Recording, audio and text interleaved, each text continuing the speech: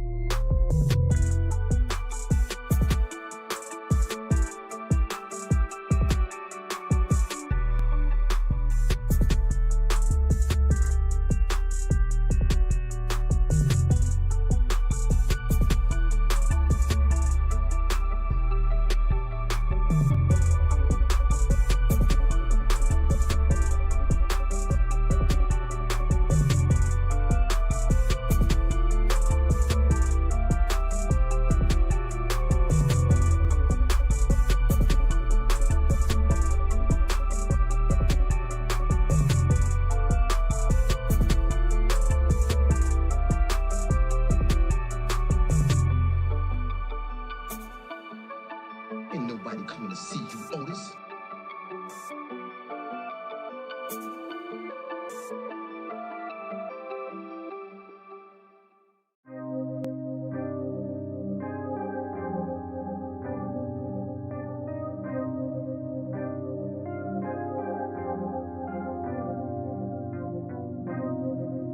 OtisWho, music. Ain't nobody coming to see you, Otis.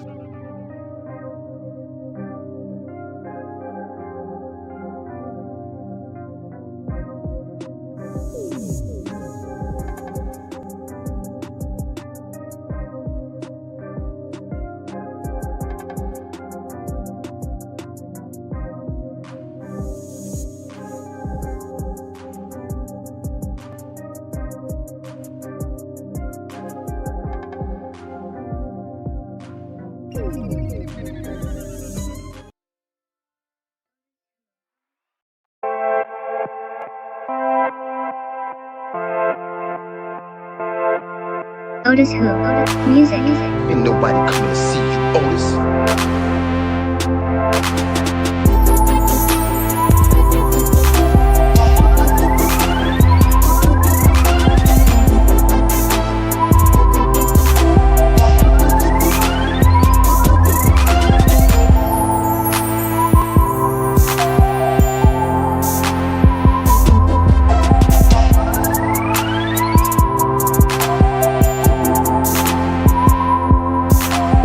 OtisWho, music.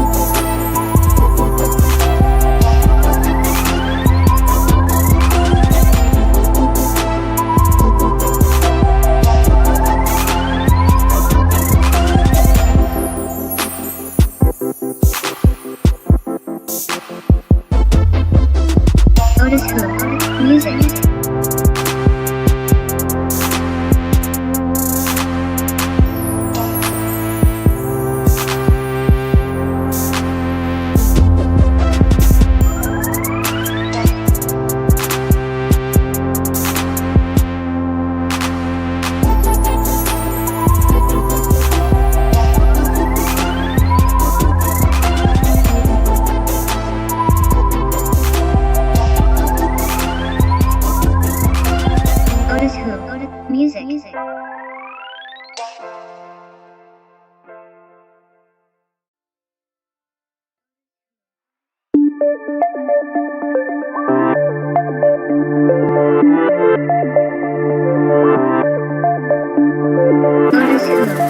Music. Ain't nobody coming to see you, Otis.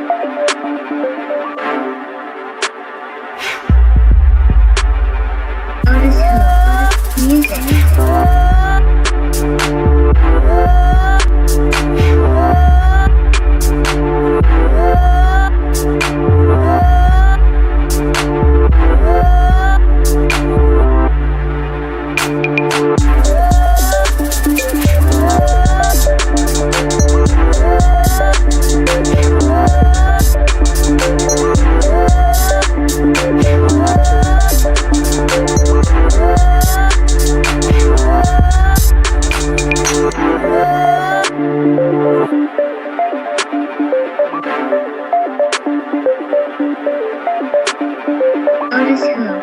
Music. OtisWho. Music. OtisWho. Music. Ain't nobody coming to see you, Otis.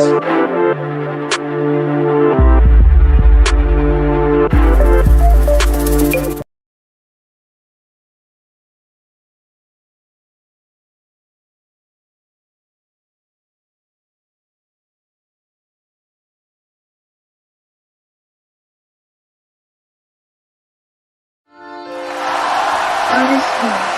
Music. Ain't nobody coming to see you, Otis.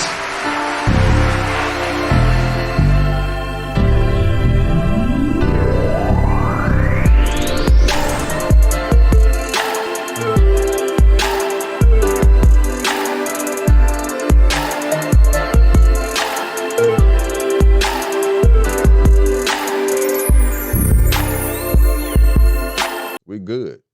Shout out. Okay. Okay. Where we at? Boom. Okay. There we go. Okay, there we go. Yeah. Thank you. Okay, we're gonna get right back to the story. We good. We good. Like we never left. And you guys never heard me read it the first time, which was horrible. So here we go. A quick recap. Well, the story will tell you. Pay attention now. Days after entering a guilty plea for second-degree assault in the Ralph Earl shooting, hopefully I'm pronouncing his last name correctly, Y'all, R.A. War, Y'all, I don't know. Y'all, okay, thank you. Andrew Luster has decided to check out of life. Lester, 86, was all set for his big sentencing day on March 7th, 2025. This charming fellow, who just happened to be white, shot at the then 16-year-old Y'all sent twice because the poor kid mistakenly knocked on his door while trying to pick up his little brothers back in April of 2023. So that was almost 2 years ago. Naturally, this little incident sparked protests, made national headlines, and even earned Lester some delightful death threats. According to the Clay County District Attorney's Office, Lester passed away on Wednesday. The cause of death, still a mystery. During a brief hearing in Liberty last Friday, Lester looked like he was auditioning for a frailty contest, hunched over in his wheelchair, lamenting about his poor health and struggling to hear what was going on around him. In a statement, Yarl's family expressed a delightful mix of emotions over Lester's death. But let's be real, justice wasn't one of them, and they were left reeling. Even though Lester finally decided to admit guilt, the family pointed out that it only happened at the very last minute after 2 long years of playing the waiting game. On Friday, Lester finally pleaded guilty to second-degree assault in a plea guilty. In a plea bargain with the county, with the Clay County District Attorney. He was all set for sentencing on March 7th, where he could have faced cozy 1 to 7 years in prison. Now, let me before I make my statement, correct me, man. Shot. Okay. The little kid ain't never died. Okay. That's what I wanted to make sure. No. Thank you. Okay. Thank you. You already knew I was getting at. Yeah, he shot him twice, but he didn't kill him. Okay, you knew I was getting at because I was tripping off that charge. Yeah, I was tripping off the charge. Thank you. Yeah, I was tripping off the charge. But yeah, is that? Let me ask you a question seriously. To you, is that justice served? To you? He's 86. Or let me say this before we get this. I know I asked you a question, and I definitely want you to answer it. But he's 86 years old. He could have possibly been sentenced to 1 to 7 years in jail. Do you think he would have seen a day of jail time? No. Probably would have ended up on probation. On probation, yeah. Based on it, yeah, because they haven't now, because he must don't have a criminal history because that was never brought up. Right. So yes, and it's yeah. So and I'm not gonna even lie, I definitely agree with you on that. Me personally, I don't think he would have seen an ounce of jail time based on his age. Right. I mean, also based on who he is. But let's pull that up. Yeah. I mean, yeah. But for real, but it's sad because it's just the story, period. He shot this young man because he accidentally knocked on the wrong door. That is crazy. Yeah, that was wild. Crazy. Now he's 86, but at the time he was 84. I'm not going to blame that on age, but I'm going to just say he was set in his ways.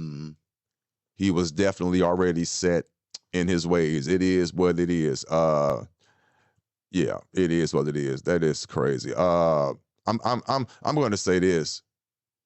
I'm pretty sure he died of natural causes. Hopefully. I wouldn't even say hopefully. I don't think that was punishment enough. I think he got off easy, me personally. Yeah. If you die of natural causes, to me, you got off easy. Yeah. Natural causes, and I could be wrong, and this might be a false statement, but I would assume natural causes would be something like dying in your sleep of a heart attack or something like that, which means you didn't feel anything. Right. To me, that's not suffering. Right. That's just me. I'm just being honest. That's just my thought process. So to me, he got off easy. Right. And I mean, I don't know. This is just my thought process. You could call it what you want to call it. But yeah, to me, he got off easy. But it is what it is. But that's that story. I wanted to give you guys definitely an update on that one. That was hot off the presses 59 minutes ago. So I definitely wanted to share that with you. And also too, let me the sad part about it. What's up? I was gonna say the sad part about it is family can't sue for punitive damages. I don't know about that. How come they can't? They probably can. Maybe they his was trying estate, to get this first and then and probably then maybe go, they can go yeah, after his estate now. right. But the Yeah. question is, does he have an estate to go after? He could have. I'm not going to be judgmental. He could be sitting on a little nest egg, but yeah, but I think they could. Yeah. I'm not a lawyer. I don't know. But that's a good question. Mhm. Is it possible they could go for the punitive damages now, make it a civil case, more or less, if that's the proper term? Yeah. Now go civilly. Now that the criminal aspect, and they could go after the estate. True, they got to they got to see if it's worth it, because other Right. than that, it's just going to be a lien put against the estate, Right. and so you're not going. But yeah, great point. Understandable. Yeah, but check this out. What else? Oh, do I want to go there or say that one for next? Okay, I say this one for next. I do it now. I do it now because people need to know about it, because it is in the news. People need to know about it. Okay. Most definitely. They definitely need to know about it. This happened, I'm pretty sure it happened about 24 hours ago, but it was just released about 13 hours ago. But basically, the appeals court blocked the Trump administration effort to end birthright citizenship. I'm pretty sure half of the country is happy with that, and I'm pretty sure the other half is unhappy. I'm thinking that might be the numbers. I think it might be close to half, just based on the election. I'm just assuming. But let's get into it, because it actually breaks it down a little bit. So because some people are confused and doesn't have the full understanding of the birthright citizenship and what was actually taking place. But let's see what happened, and let's just read it. A federal appeals court ruled Wednesday that the Trump administration cannot move forward with its attempt to end birthright citizenship for certain children of immigrants, setting the stage for a potential Supreme Court battle. The Ninth U.S. Circuit Court of Appeals upheld a lower court's decision blocking an executive order signed by former President Donald Trump that sought to deny U.S. citizenship to children born in the country whose parents are neither citizens nor lawful permanent residents. In its ruling, the three-judge panel found the order unconstitutional, stating it directly contradicts the 14th Amendment Citizenship Clause, which has long guaranteed birthright citizenship. The executive order is inconsistent with more than a century of Supreme Court precedent and the plain text of the Constitution, the court wrote in its opinion. The government has not demonstrated a compelling legal basis to override these long-standing principles. The ruling deals a legal blow to the Trump administration's argument that birthright citizenship encourages unauthorized immigration. The administration contends that immigrants take advantage of the policy to secure legal status for their children. What say you, sir? What are your thoughts on that? Well, I mean, Seriously. if that was something that was in place a long time ago, you're trying to dismantle the Constitution, basically. I mean, it naturally born here. Yeah, you should naturally they should naturally have a right to be here. Now, this just Unfortunately, I mean, yeah. okay. Let me ask you a question. Okay, let me ask a blatant, point out specific question, because I'm asking myself this at the same time that I'm asking you for real. Two parents came from Mexico illegally. They had their child here in the United States. Do you feel that it's right that that child is now a United States citizen, even though the parents were not? They did it illegally. It's just a question. 'Cause I'm asking myself this as well, but I want you to go first to put you on the spot a little bit, but not for real. What are your thoughts on that? Because that's the way it stands as of right now. Right. As of right now, to just actually say it, take the emotion out of it. I'm being real, taking the emotion out of it. Because this here is a great discussion. 'Cause I never really, to be honest with you, you can call me naive. I never really tripped off of it because it didn't affect me, being honest. But now that I'm honestly sitting here and we're having the conversation, just on its surface, if I am reading this correctly in the 14th Amendment, if this what it says, you could have two illegal immigrants. Illegal being the term, most important word out of that phrase. Two illegal immigrants come to the United States, have a child, and that child is now legal. Correct? Correct. Do you think that's right? Because me just saying it right now, it don't sound right. It's just me saying it right now. Maybe I'm just being honest, just thinking, just not even thinking about it, but just hearing it on the surface. Okay. So Talk to me. Push it back to me, because I don't know. Talk to me. So if you were born in America, wouldn't that make you an American? Most definitely. If you was born in America, yeah. I okay. Got you. Yes. Just because your parents were born in Mexico. See that, but that's okay. I got you. Go ahead. Parents born in Mexico, so they would be considered Mexican. Right.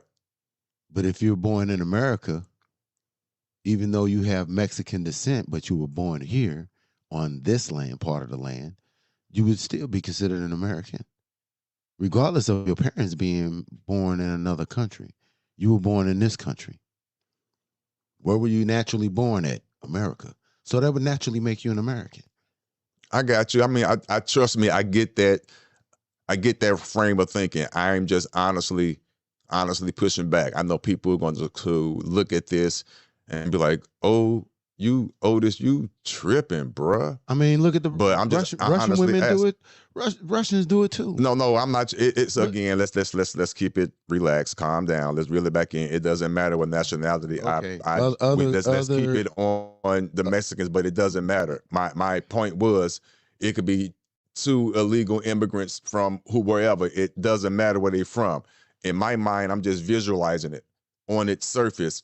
Two illegal people, male and female, came here illegally for whatever reason, and they had a child in this free country. Does that make that child an American? Since he was born here, not tripping off the relations of the parents, how they derived here. Right. Wow. I guess that's the same question if I rationalize it as this, because people think I'm tripping, and maybe it is the weed. If you have two parents and they are both criminals, when they have a child, does that make the child a criminal? Of course not. Exactly. Of course not. The child is innocent. I got you. So I get that. You like, well, how do you tie that into what you just said, Otis? I just like to correlate things a little differently. I mean, and honestly, it's other countries. It's people from other countries that'll actually get a visa just to come here to have a child here. That way, that child can have dual citizenship. But they're legal though. But the dual leadership. I mean, my fault. The dual citizenship out the gate, you would have to already be a legal citizen in the first place from somewhere else. So you can't use that. Okay. You see what I'm saying? I don't. The dual citizenship is fine because that's a legal situation. We're talking about an illegal immigrant. Okay. Illegal immigrant coming from whoever, coming over here, but having a child just to make that child legal. Right. Some people still come over here illegally from other countries other than Mexico. Okay, that's what I'm saying. That don't make it right. I don't care where they're from. To me, I don't think that's right. But wherever the boat was docked, wherever the boat was docked at, that's its port. Okay, I hear what you're saying, but you're not fighting back on my argument. You still not addressing what I'm saying. Regardless of, okay, What I mean, yeah. What I'm saying Okay. is, let's go back and forth about, even though it might be trivial. I'm just saying again, two illegal people having a child in a free country where the people who's having a child can easily be deported at any given time. At any given time. Mhm. But the child is going to stay here. But at any given time, like it's going on right now, the parents could be deported. Mhm. My question is, why should that be even illegal? I mean, legal in the first place. And I think that's what President Trump is trying to push back on and get this into effect, because I'm just being real. On the surface, I kind of agree. It might seem harsh. It might. But on the surface, it's just crazy to me. That's all. Now, we can address that. I don't care where you're from. I don't care if you're from Honduras. I don't care where you're from. But the dual citizenship, there's a touch base back on that, and feel free to push back on it, but just make sure you address it. Let me say this real quick. The dual citizenship, that part is fine. But in order to get the dual citizenship, like I said, you have to be a citizen first and foremost in the first place somewhere, which means you already legal. So to me, that definitely defeats your argument. But what say you? Okay, so if you were born here legally, if you were born here, regardless of your parents being illegal, your birth was legally done here. The birth of the child was legally done here. It wasn't done, so now that child is going to have to go to wherever the parents came from. Now you got to get citizenship for that child to be there. Okay. Because they weren't born in that country. Regardless of the parents being born in that country, the child, sending the child back to that country does not make that child a citizen of that country. Because it was not born. Oh, on that so land. okay. So you mean to tell me, okay, I'm glad you brought this up. So you mean to tell me, and I don't know this. First of all, let me address. Hold on. Give me time out. Let me address what my YouTube friend Natasha said. Why are you two dressed like you're Canadian?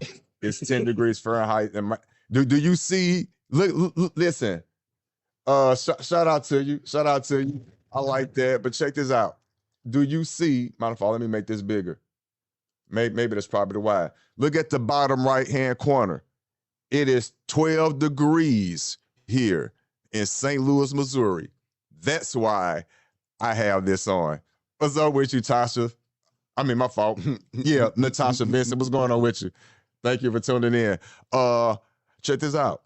Like I said, so you're trying to tell me, and I could be wrong, and I'm not trying to put you on the spot. We're having a conversation. Because you just brought up a whole nother dynamic. Two illegal aliens come to the United States. They have a child. That child is now a United States citizen. You just said now they can go back to Mexico because let's say they came from Mexico. Now they saying, or are you saying that they are not a citizen of Mexico? The child is. The child is not? No. Okay, why I never thought about that. Call me naive. That's just, okay. So, okay. So now that they are born in the United States, they are a citizen of the United States, and they could easily, since they are a citizen of the United States, walk across the border, do what they have to do to get their dual citizenship, and then come on back. So basically, two illegal aliens came over here, taking a chance on the American dream, had a child. Now that child is an American.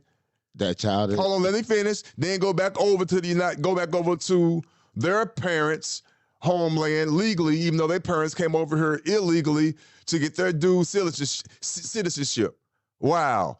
Now, with all that being said, the way I said it, without putting no emotion in there at all, I try my best to keep the emotion out. Wouldn't you say that sounds like a loophole in the United States Constitution?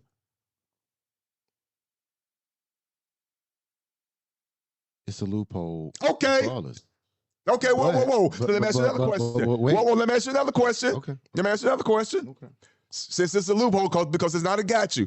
Since it's a loophole, wouldn't you necessarily not agree, but understand that a president might want to fix that loophole? Because on the surface, it does sound like, damn, whoa. Okay. You see what I'm saying? Okay. So that means you would be taking people that come here on a visa that want to have a child born in America to make them an American. They wouldn't be able to do that. Explain. Even though they're coming in here legally, even though they're legally coming here with their visa, with their visa, right? Okay. That might be another loophole. So they come here legally. That's a loophole there. Okay, hear me out. Let's visualize this. So an illegal alien is here legally. My fault, we can't say an illegal alien. And an immigrant is here on a green card, which means it's a temporary card. Yeah, a visa, whatever the name is. Right. I don't know it. They're here on a temporary visa. That means they're here for a certain amount. They're here for 30 days or, you know. I got you. Whatever the time requirement is. Right. So the loophole in that would be, which is crazy to say because we're just talking about it. We're having a conversation. On that visa, you are legally here for 30 days. Mm-hmm. So in 30 days, go have sex. She gets pregnant. Now your child. No, hold me out. Now that child that can potentially was going to be born is now legal, but that's the loophole because he or she was here legally on the visa. Yes or no? No. No. What you mean? No. This not the way you just worded it. No. It can't happen like that. The way that you just worded that was wrong. Oh, okay, my fault. But use the same scenario and word it for me. Okay. But use that same scenario. Okay. Scenario. Okay. Two people, a couple, they have the woman is pregnant with the child. Okay, where is these couples from? Are they legal? They here from Russia on a visa. On the visa, okay. On the a male. Visa. Okay, the man so that means and a woman. After 30 days, they're not considered legally here. They're not considered to be here legally. I'm with you. Okay. So talk to me. But if they come here and the woman's already pregnant and she has a child here. Is she already pregnant? She's already pregnant. The woman, even coming from another country, the woman can already be pregnant coming from Mexico. Okay. And come here illegally. But if she goes into labor and goes into a hospital. Keep it legal. Don't add the illegal to it. Don't add to it. Okay. Because we want to build on that. Regardless, if they come here to have a child, if they come here and they go into labor here while they're here and the child is born here, that document is United States property. So that would mean that the child being born here was docked here in the United States. That would make that child a citizen naturally because they were naturally born here, regardless of them being the mother being pregnant from another country and got pregnant in another country. Once they were delivered here, which is a delivery. Okay, so let me ask you a question. That means that is that a loophole? Because I get the trust me, I get the concept. Yeah, I'm not pushing back on that at all. It's a loophole either way. So that's what I'm saying. You're proving you're proving my point. Whether you're legal or illegal. Yes. But what makes it concrete is the document. Where was the doc? You meant docked. I get that. Trust me, I get all that. Don't get out. Listen, you already know I know. Yeah. That's what I'm trying to get you to stop. Anybody trying to get all that damn deep. I get so come on, but man. Anyway, but I get your point. Natural, if you were naturally born here, whether the parents came here legally or illegally, the natural order of things is that you were born on this land. The land is what you were born on. I get that. I trust me. That's not the argument. That I mean, I guess it is the argument. So you're trying to stop. You're trying to say that even though they were born here, but the parents are not from here, they can't be from here. But to me, it just doesn't seem right that if the parents are illegal immigrants and they have a child here in the United States, which I do get. I get the positives. It's just crazy to me. I'm sorry. I'm sorry. I just don't get it. It is what it is. Take a time out. You know. What's up? Gotta make a run. Go ahead, go. But stick with it. But yeah. All right, bye. All right, you ain't gotta hell.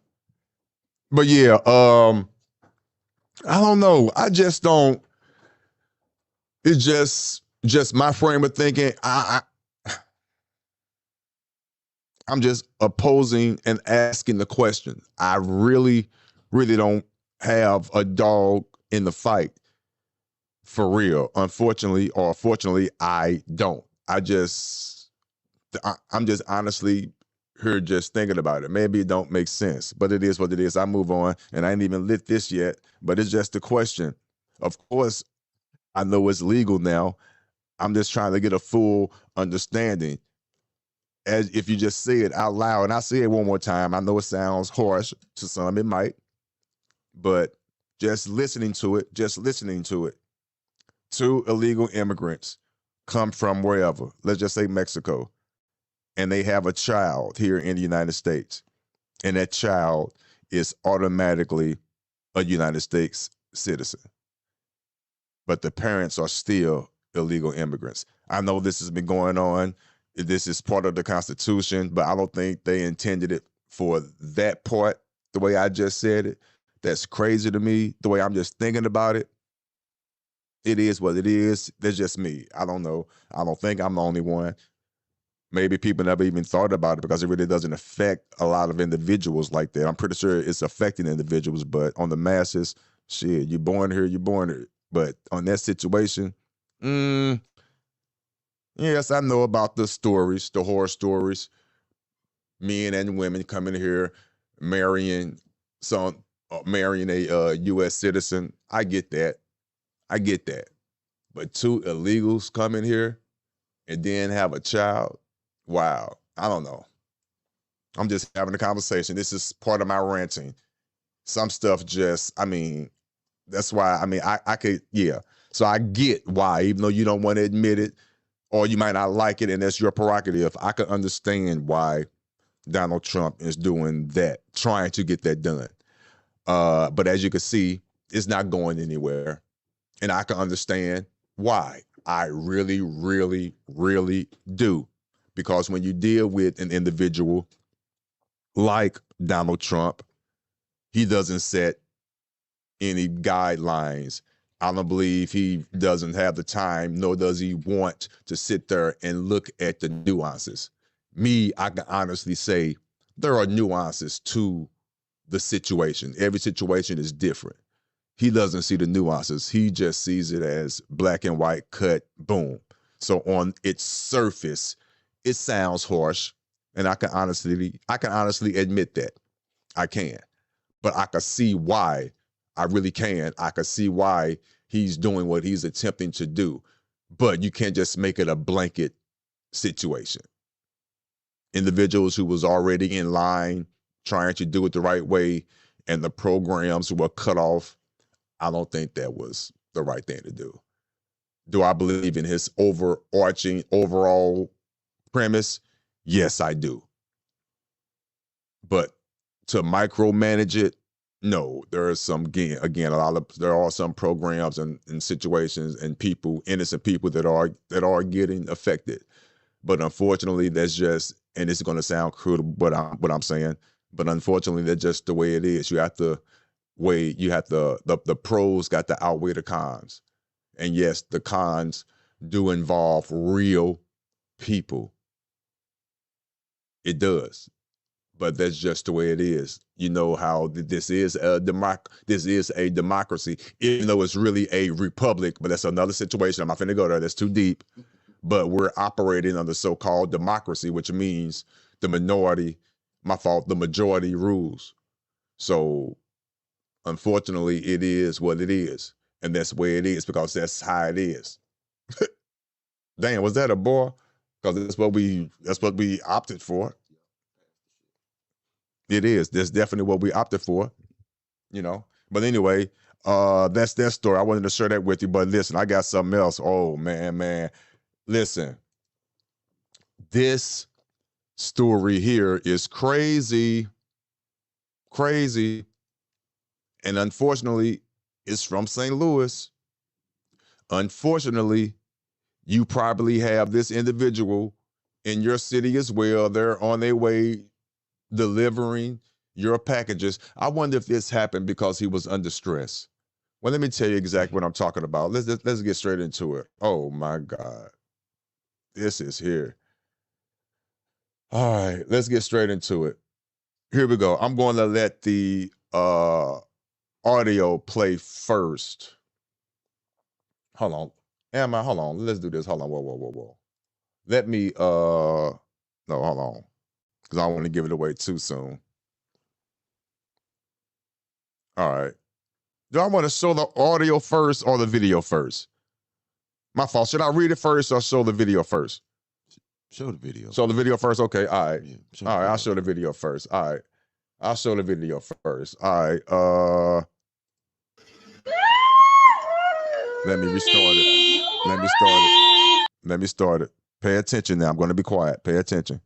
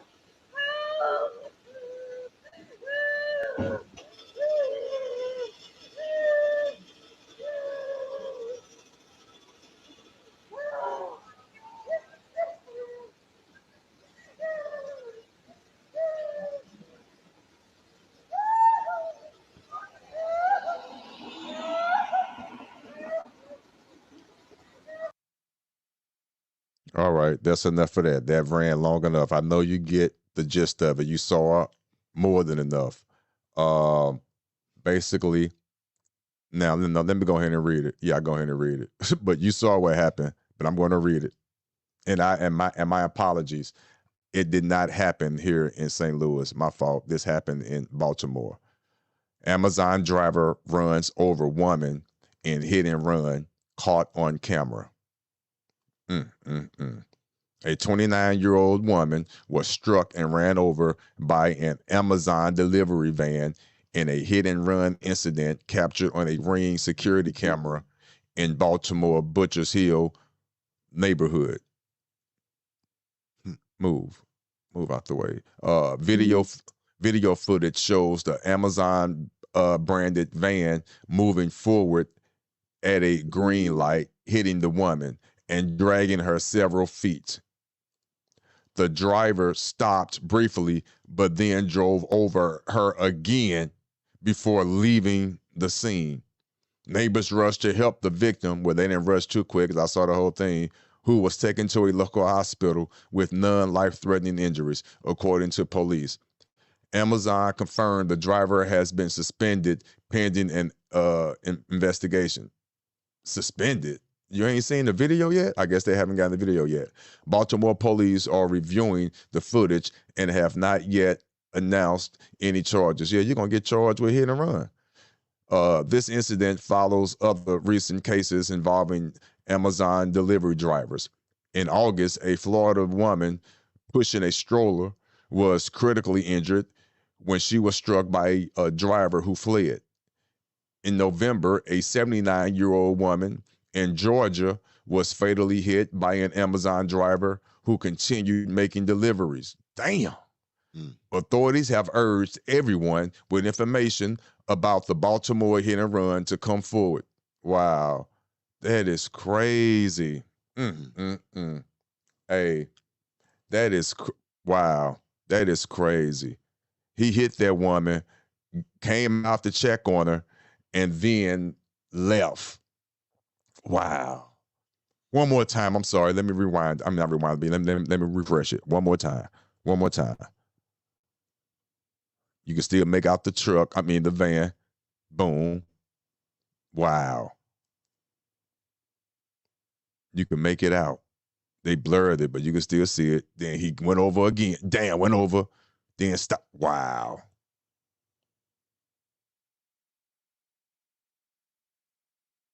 Damn. All right, let me play the volume from this point.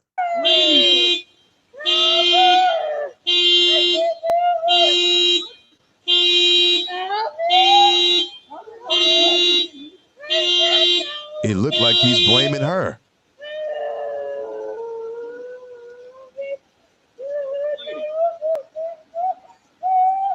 It looked like he's chastising her as he walks back to his damn van. Yeah, that's crazy. Wow. And he's gone. Wow. That is crazy.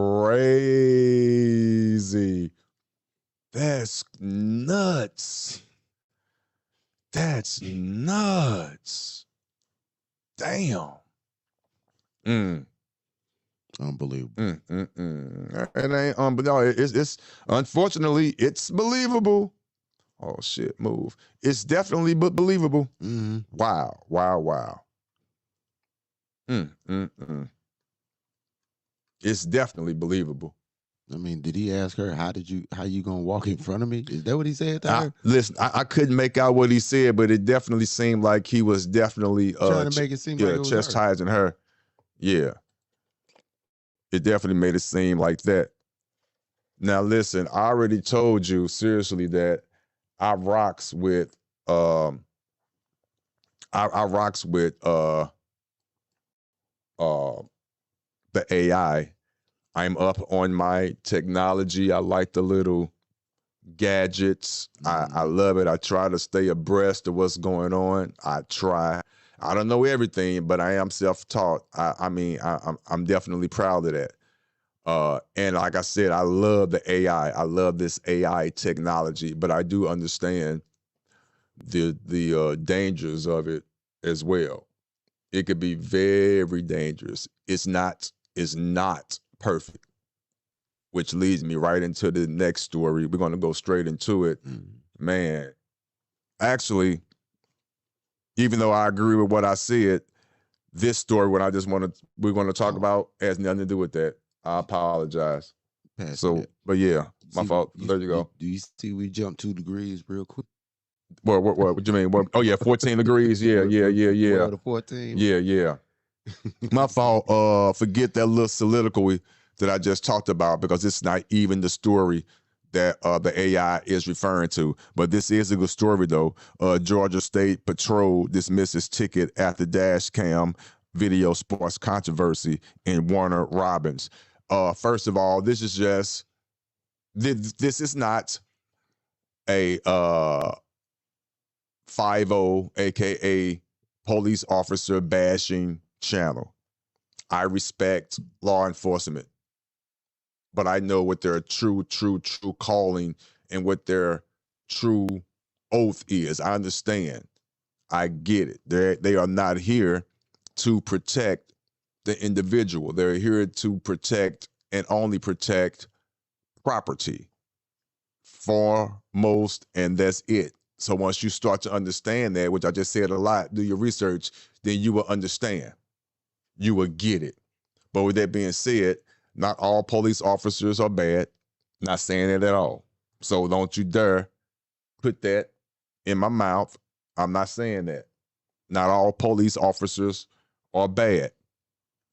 But you do have some bad police officers out there. I don't know the numbers. Don't give me the lie. I'm not here to even start throwing out numbers. But it is what it is.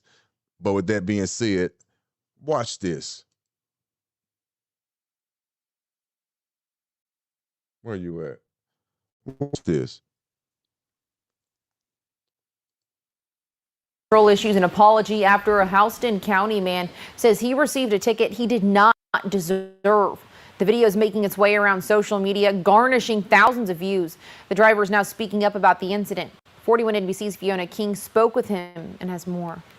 I felt unsafe from the police. On Wednesday, Lawrence Dixon had a typical day, dropping his son off in the morning and working as an Uber driver. But his afternoon was suddenly interrupted by the sounds of police sirens. Outside of the garage. Right now, you have space with all your tools and protect them in the garage. Outside and everywhere. Pull down there in establishment. Pull down there. I had a passenger with me. I was using my G to get to the location that I was going to.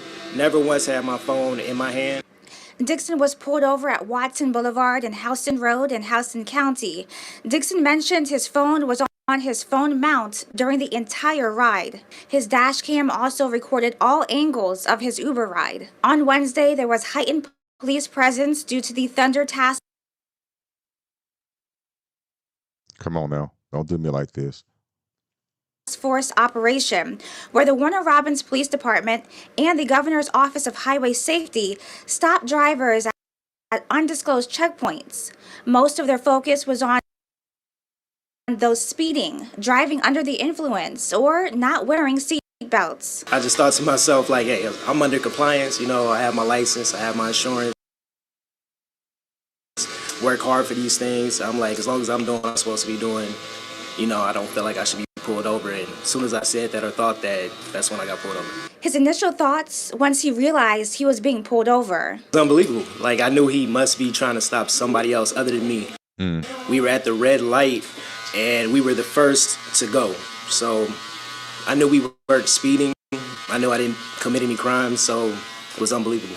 Dixon expressed various emotions about the incident, but mostly he says he felt unsafe. As long as they have the operation going on, even though I know I'm in compliance, of course, I felt like that was going to be a reoccurring thing. They were pulling over multiple cars, one after another, and they lied. He believes the Georgia State Patrol troopers should face disciplinary action. Very aggressive, and you don't feel like you can really approach them or talk to them. You know, That part, very aggressive, and you don't feel like you can approach them. Let's continue. shut down right away and didn't take time to listen. Dixon says he received a phone call Wednesday night from the Georgia Department of Public Safety apologizing for the incident. The representative told Dixon he'd seen the video online and would be tossing out the tickets. I also reached out to the Georgia Department of Public Safety to confirm what had happened. They released a statement saying, "When a matter regarding one of our troopers is brought to our attention, we take it seriously. Mr. Dixon was contacted directly yesterday by Georgia State Patrol personnel. After further investigation into the incident, the charge against Mr. Dixon was dismissed." Dixon says he had prepared for a situation like this. Protect yourself as much as possible. Always have license, have your insurance, have your documents together, and also have a damn webcam. Also, now that's crazy. Wow. That's crazy, man. That is crazy. Mm-hmm. That is crazy.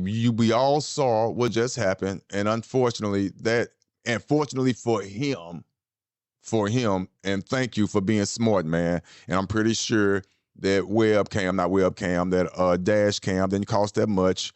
You better go on Amazon and find one. As a matter of fact, wow, I digress. I'll come back around to talk about that. Need one, but yeah, that's crazy how that police officer lied. Mm-hmm. This man was just clearly riding down the street, driving down the street. Clearly his hand didn't move. Right. Clearly his hand was on his chin. Mm-hmm. Wow. Thank God he had that dash cam. Of course the officer don't want to hear your side. He knew what he was doing. He don't want to hear it. That's their quota. Mm-hmm. They trying to reach that. Come on. Wow. That is crazy. Tried to say he was on his phone. Wow. Tried to say he was on his phone. Thank you for having that webcam, sir. Thank you.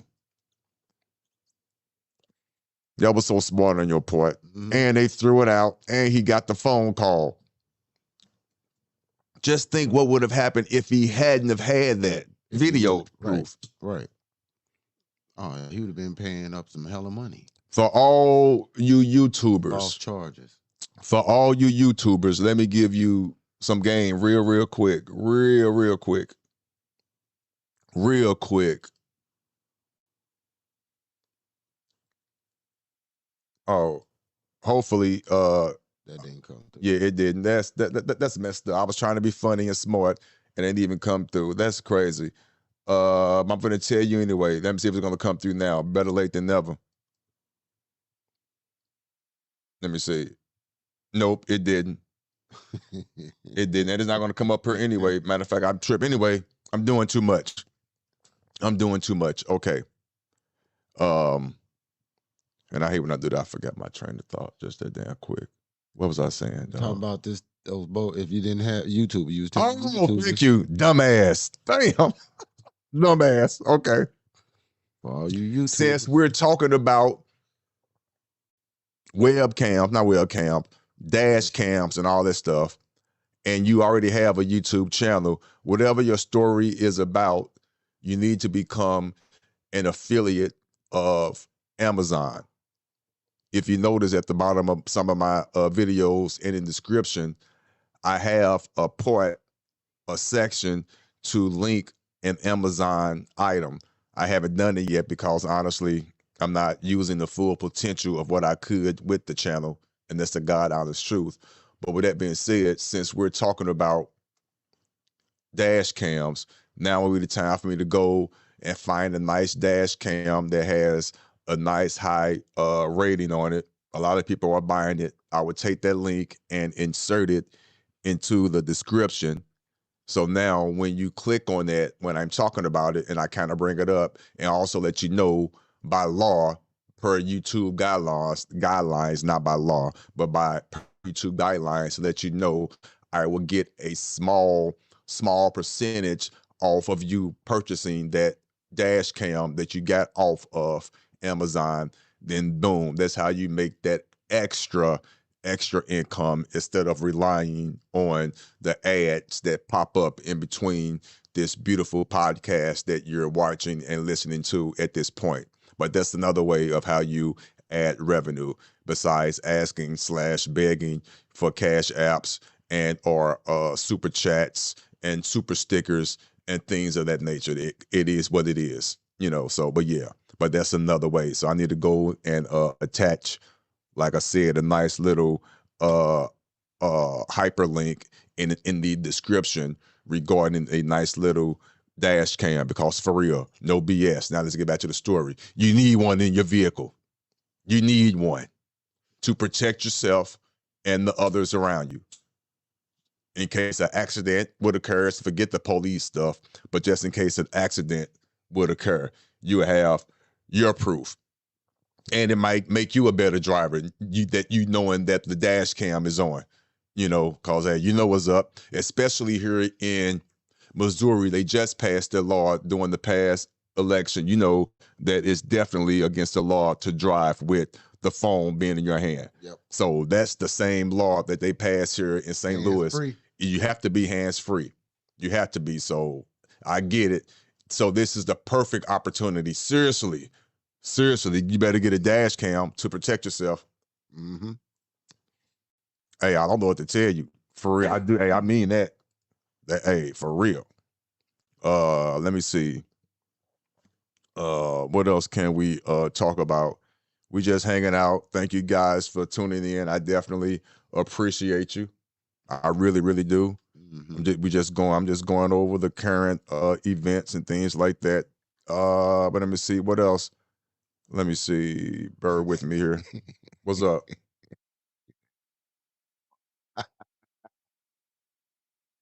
Let me see. There's a lot. Let me click. Let me find one.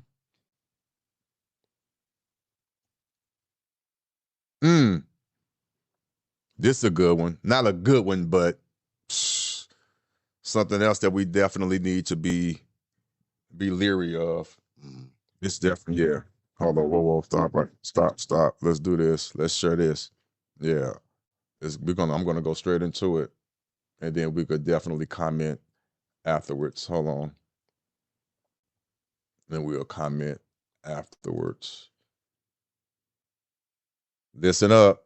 It happens. Now, some of the stuff, not trying to be funny, to me, some of this stuff It's self-explanatory, but I need to be careful when I say that because people think I come off condescending. Because trust me, in moments, I am not the sharpest tool in the toolbox. Yes, I can admit that. Majority of the time, I'm not. I mean, I'm not the. I am one among the sharpest tools in the toolbox. Not the sharpest, but it ain't too often that I'm not the sharpest. I'm like the low of the tools in the toolbox. Is what I'm really trying to say. It happens every now and again. I have to humble myself. It don't happen too often. But my point is, these little scams that I'm about to show you right now, we got to understand. I already know what's going on. That's all I'm gonna say. We have to be more aware. We have to be more aware. Get out the way. Wrong one. Move. Get here. And here we go. But let's get straight into it. Pay attention now. Did this happen to one of you guys out here watching this right now? Did this happen to you? You check the balance of your savings account. If you haven't looked for a while, your bank may not have your back if there's fraud on your account. This is a lesson one Calumet Heights woman learned the hard way, unfortunately. PJ Randawa shares the story. I worked my butt off. For 18 years, Courtney White was a sergeant with the Markham Police Department, and that's where she got her nickname. I was the overtime queen at work, so all my overtime money went into my savings for my family. To help those savings grow, Courtney set up a Chase bank account in 2001 with no debit card and no check. I'm sorry, I have to stop right now real quick. Why is it that majority of the time, and please chat, correct me if I'm wrong, why is it that majority of the time when there's a story about a bank, it's either going to be one or two banks, majority of the time. It's either going to be Wells Fargo or Chase. Every time. Every time. It's going to be either Wells Fargo or Chase. That's crazy. But let's continue. I deliberately had my savings account set up where I would have to walk into the bank to make transactions. And that's what Courtney did every month for years to withdraw money for her son's allowance. How much money had been in there up until that point? Probably about $100,000, between 80 and 100. But one day in the fall of 2022, Courtney heard the words many of us dread: insufficient funds. For the first time in months, she checked her account balance. There were daily withdrawals, probably two to four every day, thousands of dollars. She learned someone had been impersonating her, withdrawing a total of $87,000 from her Chase account, mostly in person at this Chase branch on 103rd Street. Happened for more than a year. If you look at all of the withdrawal slips, you can clearly see the difference in the handwriting. So I don't know how they couldn't catch that. Courtney filed a police report and has filed several fraud claims with Chase Bank since then, but all of them denied. The reason? Chase said she hadn't reported the fraud within 30 days of receiving her statement. Somebody should have recognized that this is an outrageous amount. Right there. I'm going to stop right there. We don't even need to go any further. Hold on, let me do this. Yeah. We don't need to go any further. We could just play with this little time frame right there, because there's a lot of things that this lady did incorrectly. A lot. There's a lot that this lady did incorrectly. I should back it up so you guys could hear it and know exactly what I'm talking about. But I'm going to say it first, and then I'm going to play it back so you can hear what she said. She said that she had between $80,000 and $100,000 in her savings account. She used to go in there every week because she had it set up to where you had to go in person. That's what she said. You have to go in person to deal with that account. And she had between 80 something to $100,000. She would go in there every week to give her her grandson his allowance. Here's the strange thing to me. And she said it out of her own mouth, and you need to hear it, please. She was going in there, but she wasn't checking her balance. She was just withdrawing. She was or adding, yes, and adding, but she wasn't checking.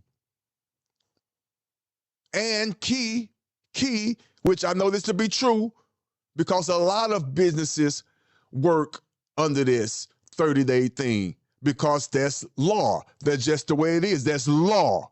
You have to understand that's law. And they know what they're doing. After 30 days, it's over with. You're done. You acquiesced. That's the word they're going to use. You acquiesced. That is crazy. Let's go back so you can see exactly what I'm talking about. Hold on. Let's do her. She did it. Damn. And I feel bad for you, but at the same time,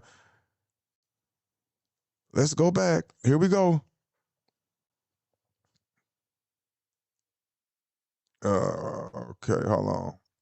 All right, here we go. I worked my butt off. For 18 years, Courtney White was a sergeant with the Markham Police Department, and that's where she got her nickname. I was the overtime queen at work, so all my overtime money went into my savings for my family. To help those savings grow, Courtney set up a Chase bank account in 2001 with no debit card and no checks. I deliberately 2001, no debit cards, no checks. Now watch what she say next. Let me back it up a little bit more. Watch what she say. Watch this. I deliberately had my savings account set up where I would have to walk into the bank to make transactions. You heard what she said? She said, I deliberately had it set up to where you had to go inside to do transactions on that account. That's what she said. And that's what Courtney did every month for years to withdraw money for her son's allowance. There, you hear what she said? Every month for years, she would go in to withdraw money from that account.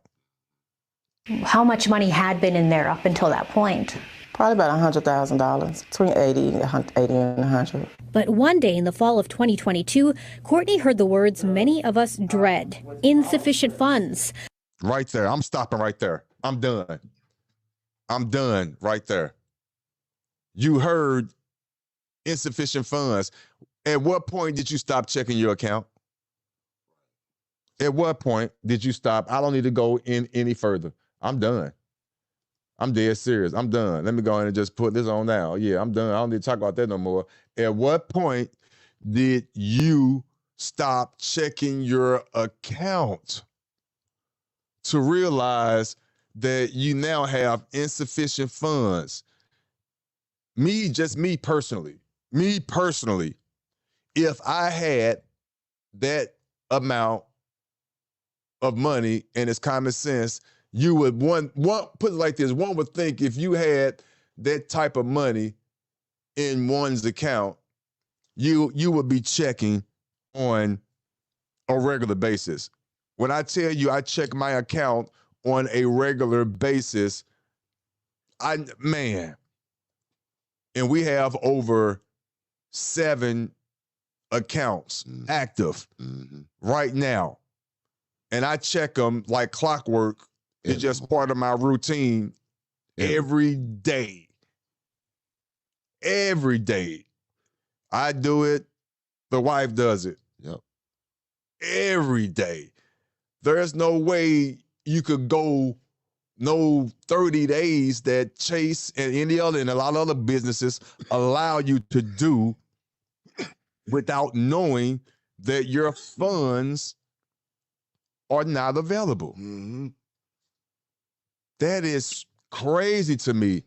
That's negligent on a whole nother level. That is crazy. What item can I promote and advertise that I could find on Amazon to tag in the description along with the story prior to what we was talking about which the dash cam. Well, yeah, what other product besides the dash cam can I advertise? What product ties into this story? I mean, I don't get it. Who doesn't check their account on a regular basis? Right. At least, I mean, damn, at least within a 30-day time frame to know that your account is being dealt with. But also, too, I'm not going to put it all on her. She definitely does deserve some blame. But again, No. Chase, she had her account set up, and I know she's not lying. She had her account set up to where you have to go in person to deal with that. So they should have her picture on file or something, the index card, the signature card, which they should be able to pull up and match up. And she showed the copy that she showed that they pulled up. That's why that electronic signature shit, that shit is done. That messed up everything, because who's giving you an accurate signature on an electronic signature pad? That's impossible. Right. But That's she said impossible. They was going in there just like she was. Instead of they was going in there, they knew it wasn't no card access. So they was going in. So they had some type of false They made ID. a fake ID. They made a fake ID or something. But here's the thing, though. Why only give your customers 30 days? Well, I already know the answer to it. I'm being facetious right now. I already know and I'm not that facetious, not the right word. I'm being sarcastic. I already know the answer to it. I already know why. But why are you only allowing them 30 days? Because you get a bank statement every Of course. 30 days. Woo! What was that? Say that down. Say it again. I talked over you. Because you get they send you a bank statement every 30 days. Wow. Every 30 and days. You're not looking at the you statement. never looked at your statement to see that The deductions that were coming out. On.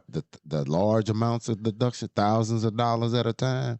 And you only going in there probably getting out what? Maybe 50 for your grandson or your son? Whatever her allowance, whatever the allowance is. Yeah. Okay, now listen, I feel like we're coming on, we getting on a little bit too much. So yeah, they not gonna take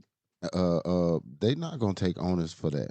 All right. They don't have to, because you never looked at your statements to see that this is money coming out that you weren't taking out. They would have took onus on it if you would have said something within 30 days. Right. But here, they okay. Investigated. But let's do this. Let's move it along. Let's do this. Let's do it like this. Let's keep it real. Mm-hmm. Another question. Let's get it off her. Yeah. I'm not going to give her the award yet. I don't know, but she is a contender.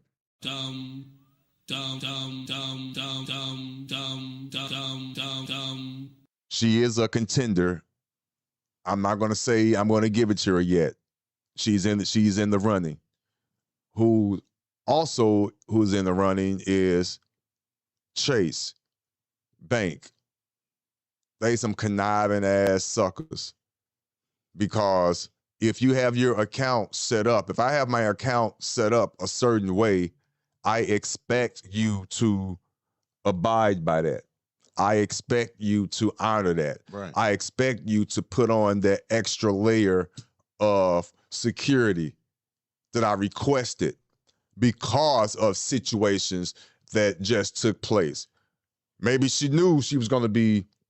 Maybe she knew that she wasn't that attentive. I give you that. Maybe you knew. I'm just playing devil's advocate because I could definitely play both sides. It's not being called, and it's not. It doesn't mean I'm double-minded. I'm just blessed with having empathy and sympathy, mainly empathy. I could definitely play both sides. But real quick, maybe she knew that she wasn't going to be that type of individual, that she was going to be all in her account, to pay attentive to it like that, to pay attention. I get that. Some people are like that. So that's why she had that extra layer of security. I could give you that. I'm playing devil's advocate. I can give you that. I could understand that. I give you that. So the bank failed you. Chase Bank, because I know you're not lying. I know you're not lying. I know you had it set up to whereas you had it set up to whereas you had to come in and deal with it. You didn't have a checking account, or my fault, you didn't have a checkbook and or a debit card with that account. You had to go in person. That's how you had it set up. How on God Green's earth can you go in? Anybody can go in and your signature doesn't match the signature card, because they can easily pull it up. It should be attached to your file. This is the 21st century. Right. That is crazy. So in my mind, that 30 days should be excluded in this situation. But I do understand the rules. Lord knows I do. I get it. I get it. But man, that is crazy to me. On the surface, that's just, that's crazy. Chase Bank, Bank of America, Wells Fargo, you should not be dealing with those banks. That's just my opinion. Hey, it is what it is. Just do your research. Just Google it and see how many scandals pop up.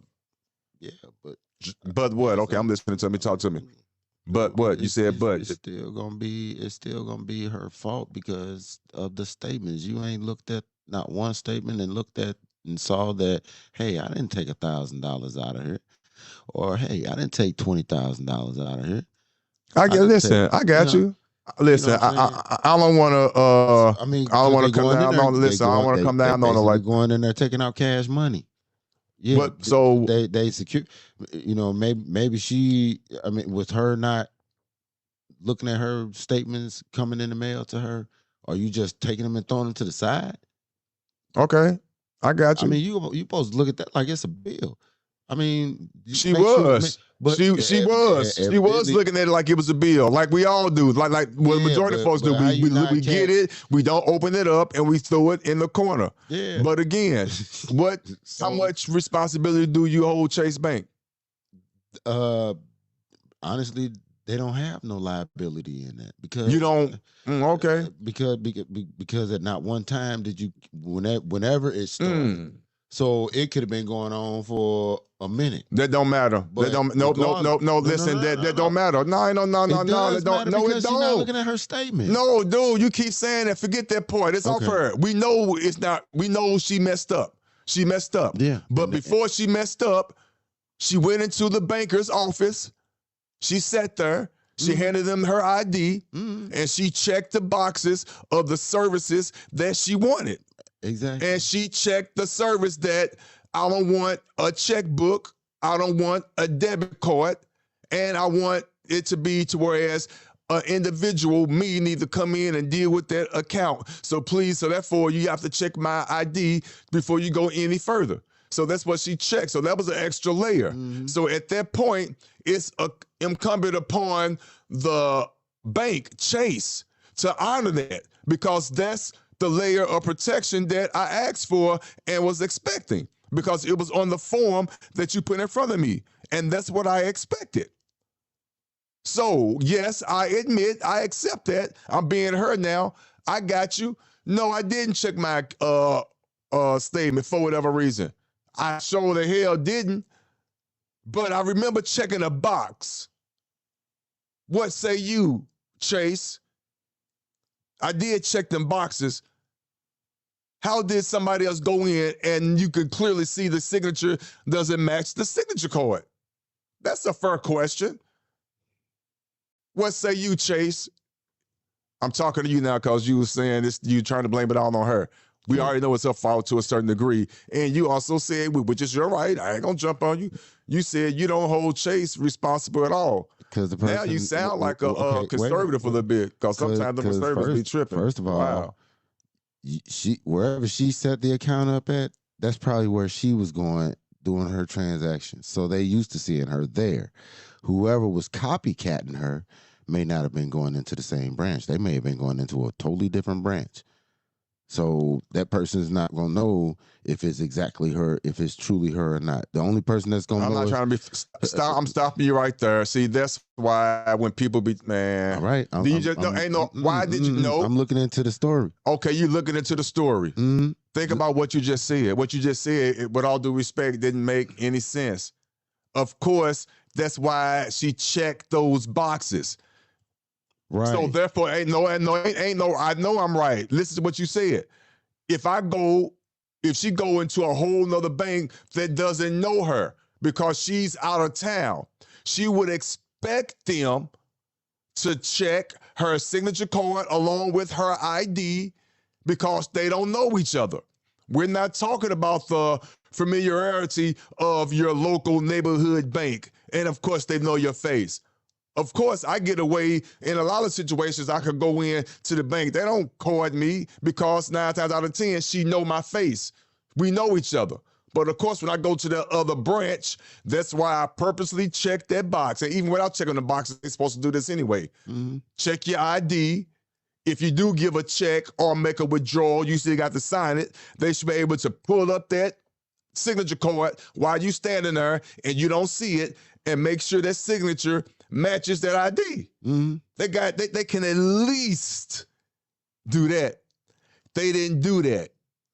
Chase didn't do that. That's all I'm saying. They didn't do that. And you don't have, being not and it's not your fault, but based on the statement you made, you don't have a good answer to negate that because they just didn't do their part. The mere fact that they didn't check the signature card, especially from someone that they don't know. Yeah. And think about it. She doesn't. Whoa. Yeah. Now, the way she can actually hold Chase liable is to go look at the cameras. She could hold them liable for a whole lot more. I'm glad you're changing your tune. She could hold them liable for a whole lot more just because she checked them boxes. You asked me to see how they can hold Chase liable. Yeah, the cameras that they have at the bank showing who came in, who did the transaction. Exactly. At that time. Exactly. Look the cameras on the right. So now you're with me. Yeah. So now let's put your wife in that. They took your wife money, and now that she can't. Now she has no form of remedy, none whatsoever, because she waited 30 days. For whatever reason, she waited 30 days. Now your wife's money is gone. Now how you feel? You was over there talking all that shit earlier, trying to defend Chase Bank, which, let's keep it real, I am a capitalist. I get it.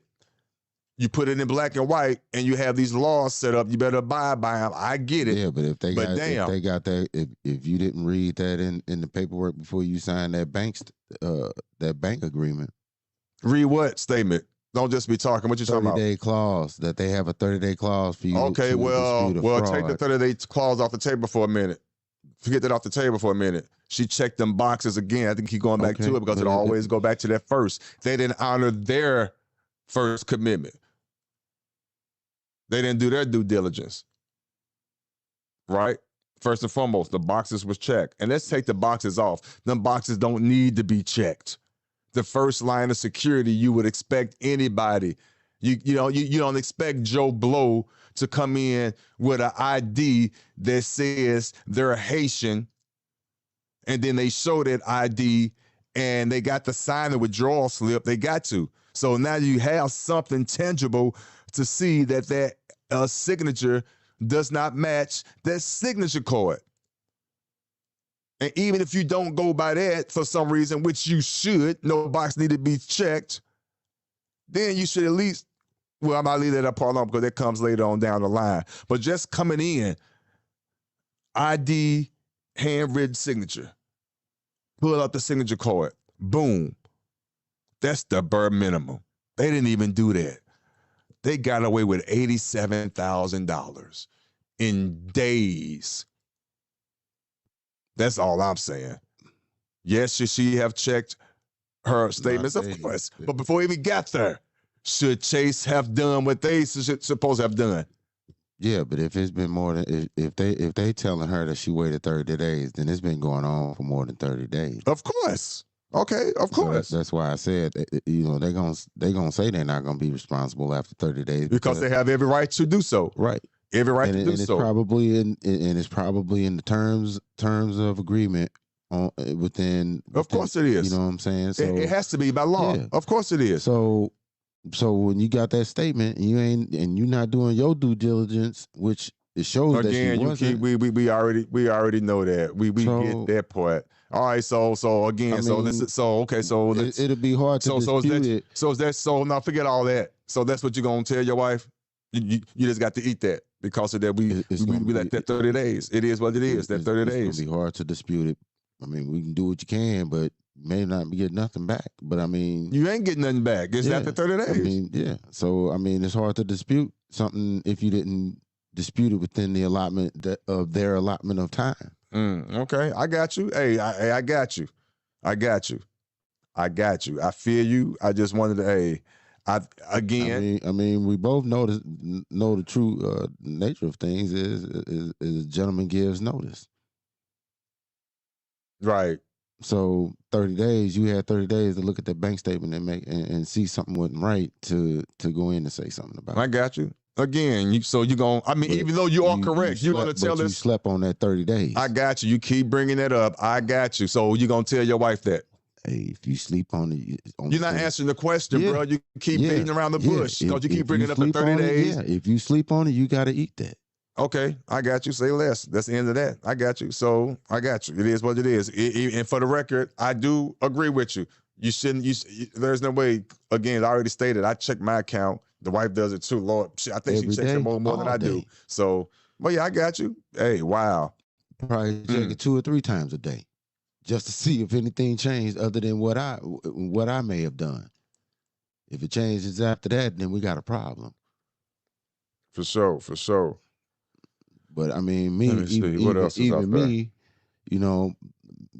even me for added security, I'll go in and actually I'll go in and randomly go in and get new cards if I need to.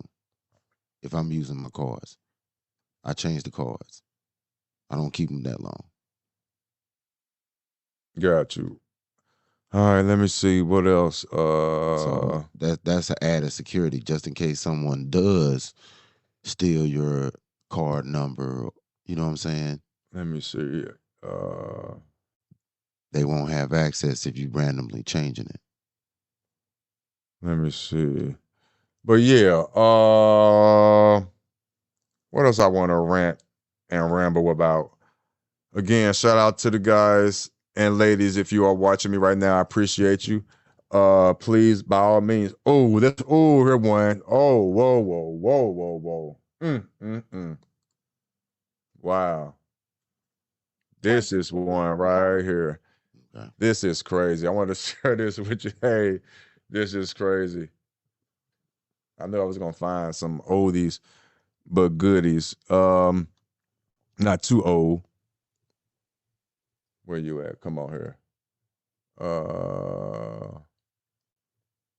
Let's share this story. This is crazy. I definitely remember this. I remember this. I definitely remember this.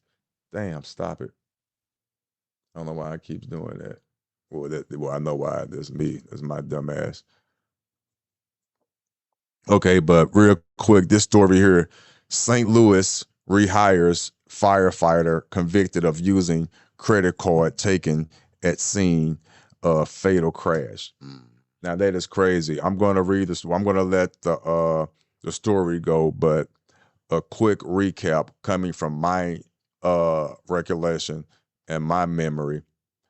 Firefighter on the scene of a victim. I don't know if the person died or not. I don't know, but he took this individual's, the firefighter took this individual's wallet, and I believe after he took his wallet, he took the card and spent it and utilized it. A firefighter. Yeah.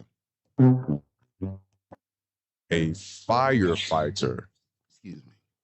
So that's crazy. But that's let's get into the story. He was rehired by the city, but that's good. Let's get into it. I don't want to spoil it.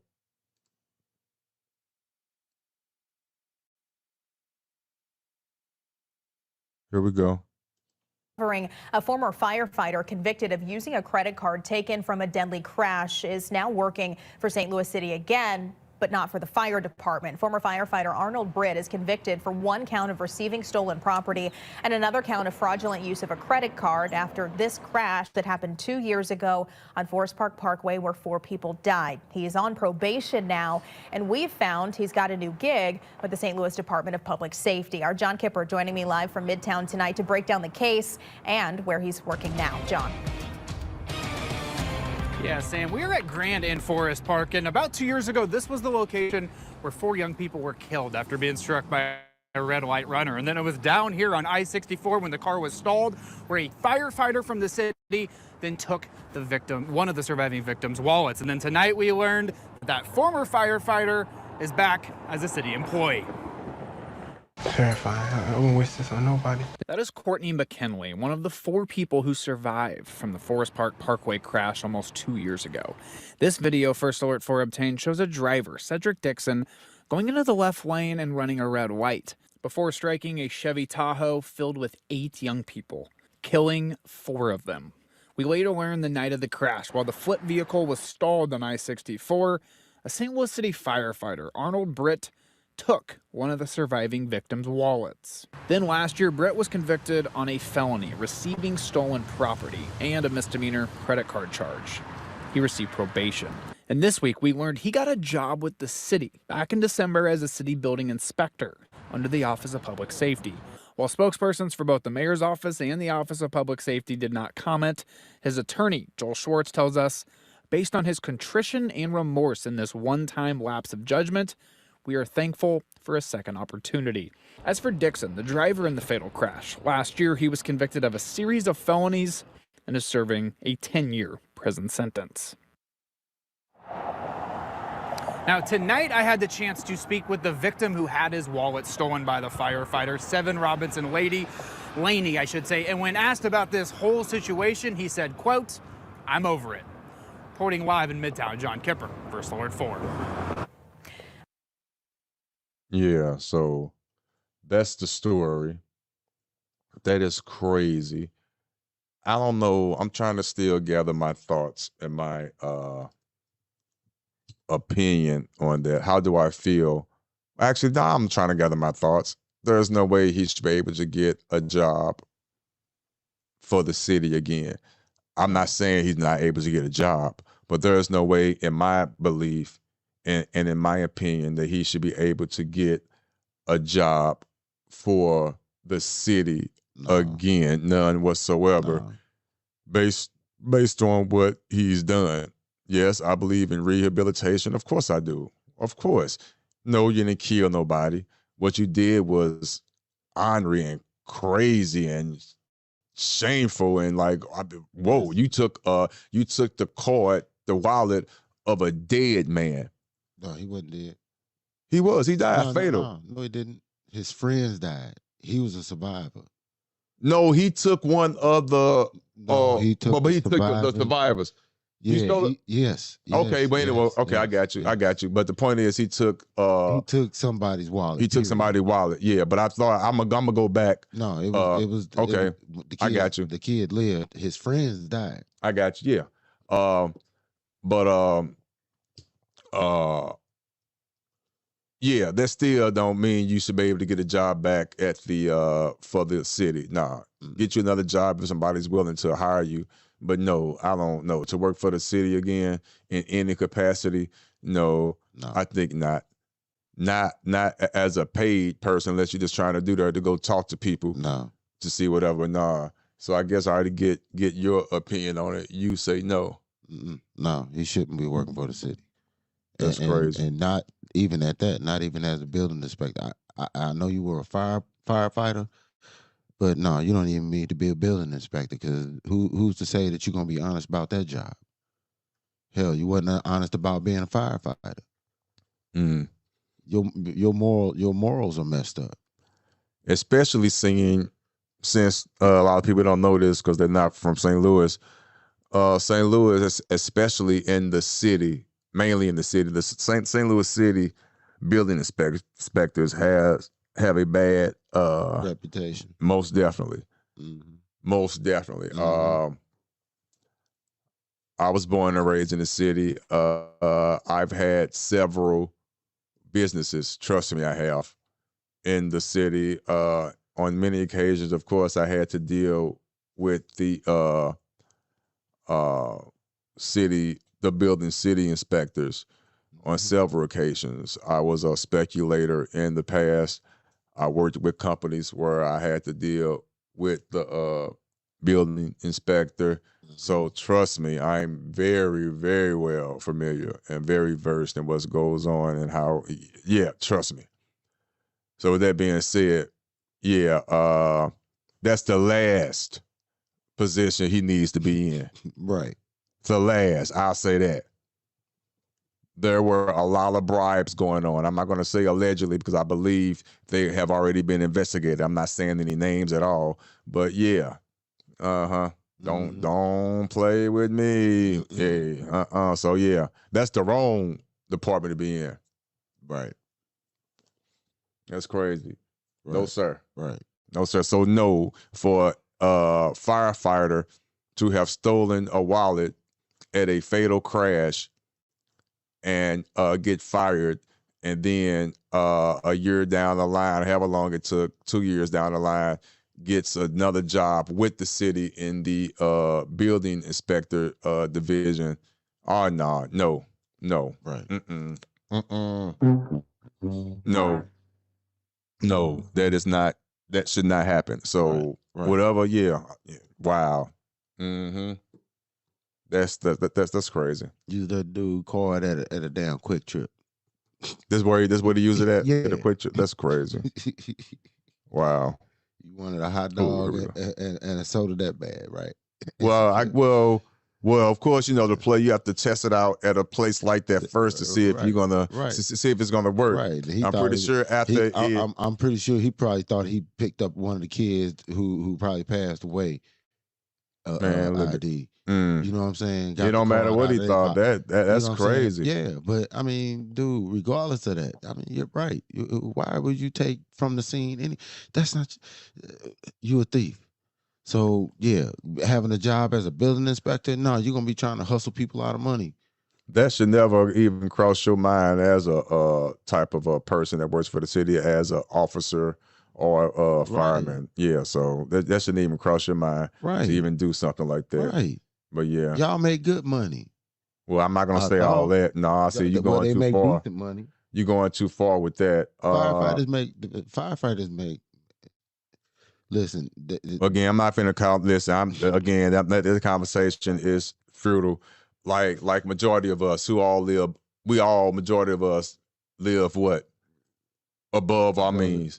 Yeah. I'm pretty sure he living paycheck to paycheck, which, hey, I'm not saying it's his fault or not. It is what it is. Poor budgeting, blaming whoever, but I'm pretty sure majority of folks are living paycheck to paycheck. But what they say the numbers are, it's a high number.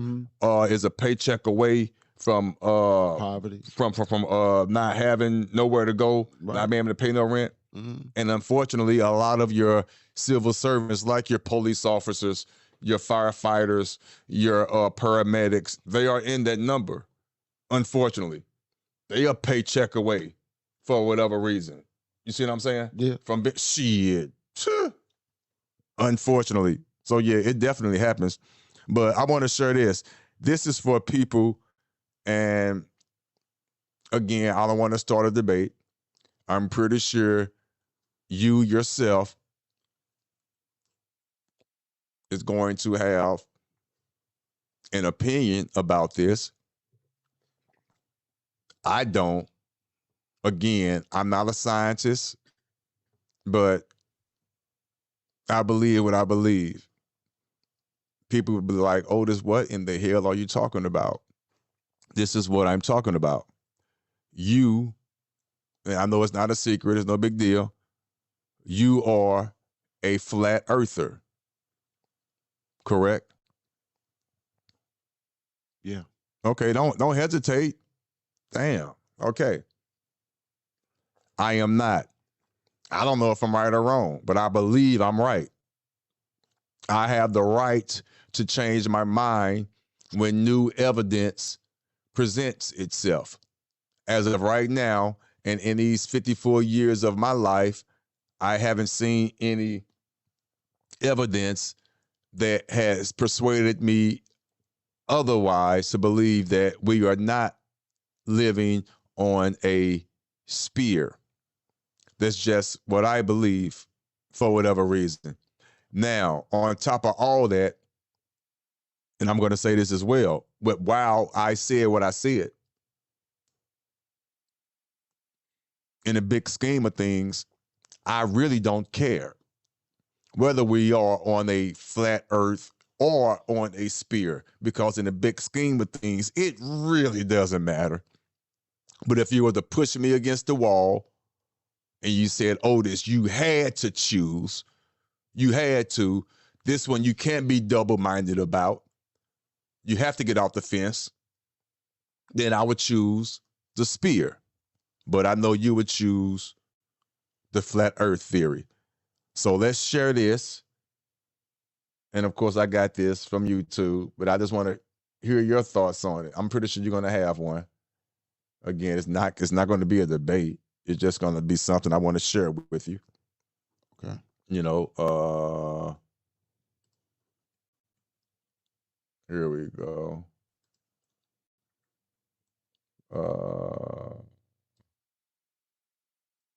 Again, because I don't understand.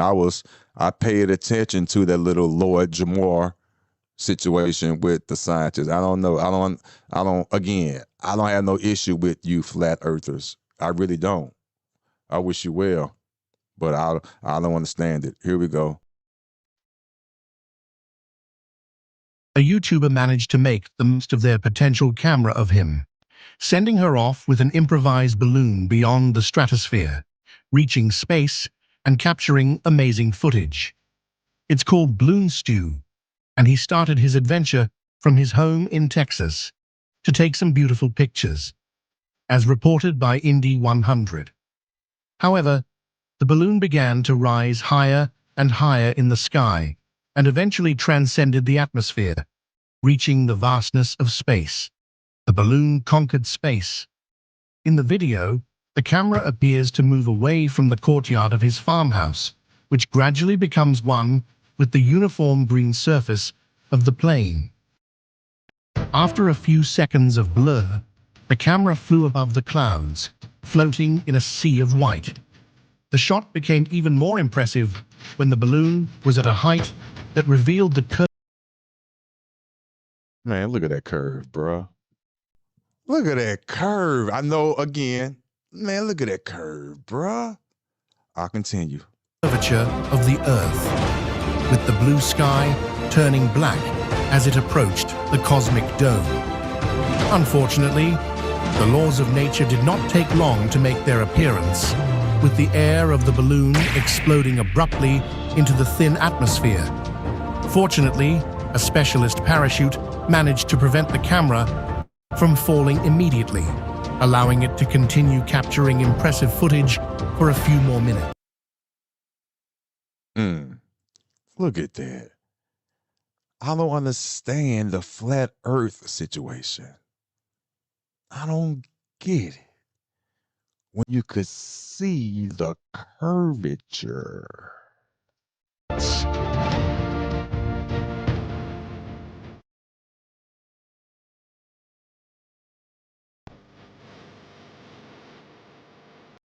Yeah, so hey, hold on. Let's go back. I mean, hey, listen. I don't understand. After a few seconds of blur, the camera flew above the clouds, floating in a sea of white. The shot became even more impressive when the balloon was at a height that revealed the curvature of the Earth. Okay, so I'm done sharing that. You saw it. I saw it. Now I have a question. Hold on, and I'm serious. Hold on. Remove from scene. Hold on. We're gonna have a conversation or just a little discussion. Again, we're both We're not scientists, none whatsoever. I know I'm not. But what say you? How do you, I don't want to say explain, but just tell me, what do you think of what you just saw? That's the question. What do you think of what you just saw? It's a lens. It's a lens. The lens is going to have a curvature itself. I agree with that. I do know that. I do know through that. the lens of a camera, everything is going to be curved. It is at the end, at the edge. Yeah. Yeah. As you get to the edges, it's gonna curve regardless. Even if you're looking at something flat. Is it going to curve that much though? I think not, because if you just like now, we're looking through a lens right now. We're being seen through a lens right now. Right now, we're being seen through a lens. Mm-hmm. There is no curvature in this lens. Okay. I'm serious. And even if I was to zoom and even if I was to zoom all the way out. Okay, so when you taking your drone up, have you ever seen any curvature from your drone? No. Shooting out? No. And if it is, put it like this, a good camera, no, you're not going to see any curvature. Now, it's hard to explain because, again, I'm not techie like that where I know the term, but if you have a good, put it like this, the better the camera, the lens, the less of the curvature, unless it's just a curvature there. That's how I explain it. Thank you for allowing the words to come. The better the lens, the higher grade the lens, the less of the curvature. If there is a curvature there, if there's no curvature there. But if there is a curvature there, then it's going to curve. It's going to be there because it's just a natural. But if it's not a curve there at all, and you have a cheap lens, yes, it's going to curve sooner than expected, or should, versus you having a very high-end lens, and it's going to have a less of a curvature, if not at all, by the eye. But so great question though. But I want you to, and you might not believe what I just said, which I totally understand, but me being just a novice of dealing with cameras and dealing with webcams and stuff like that, I do know them basics, but I'm not gonna sit here and say I'm an expert about the curve and all that, but I do know those basics. So with that being said, the way that camera went up, yes, I'm pretty sure that's not a high-end camera, so it's going to be some curvature. But I think a lot of that is because it was already curved there in the first place to even make it curve even more. Makes sense what I'm saying? That would be my explanation of it.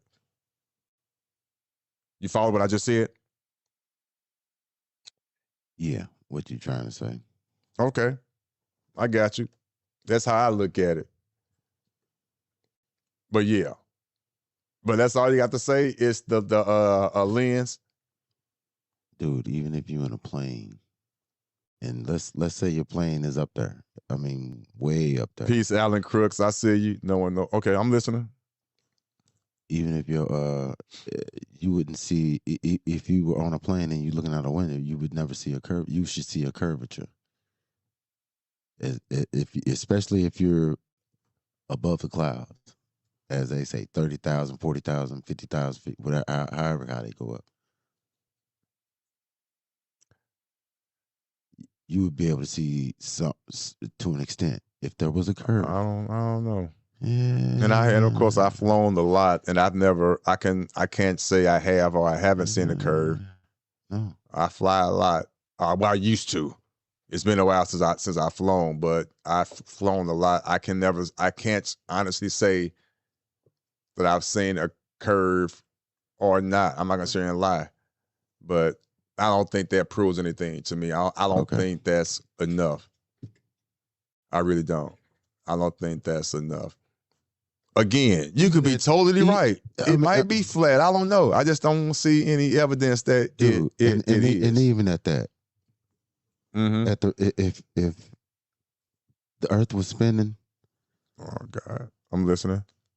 Because that's what they say. We're spinning, and we're supposed to be going so fast. Even at that, if we were spinning that, if we're spinning like that, that balloon would have been thrown somewhere. Huh? the speed in which they say that the Earth rotates. Oh, or even at that, at the speed that they say that the Earth rotates, because they say it's I forgot what they say, but nevertheless, even a rocket going into space at that rate, you'd have to try to match that speed to get out of the atmosphere. It didn't make it out that. Oh no, see, you know, I'm not trying to be funny. See, So you're how trying can to. we? That's why they say we've never been to space. No, you didn't. What you just said didn't make not an ounce of sense. No, come on, that didn't make sense. I don't understand what you said. I give you opportunity to try to explain it again, but I don't understand what to roll out of a ball. The ball is rolling. They say we spinning. That means we're rolling like a bowling ball. Take a bowling So ball. how fast? Okay, how fast is so you think the Earth in their mind is spinning that fast? That's what they say. No, they didn't. They didn't say that. They who? How could the Earth be spinning that fast when there's a 24-hour cycle? So how could it be spinning like a bowling ball when we're on a 24-hour cycle? Look at how big we are. Hold on. No, I know. Hold on. How can we be spinning like a bowling ball, like the example that you use? You know. See, I again, man. When listen, when folks make comments,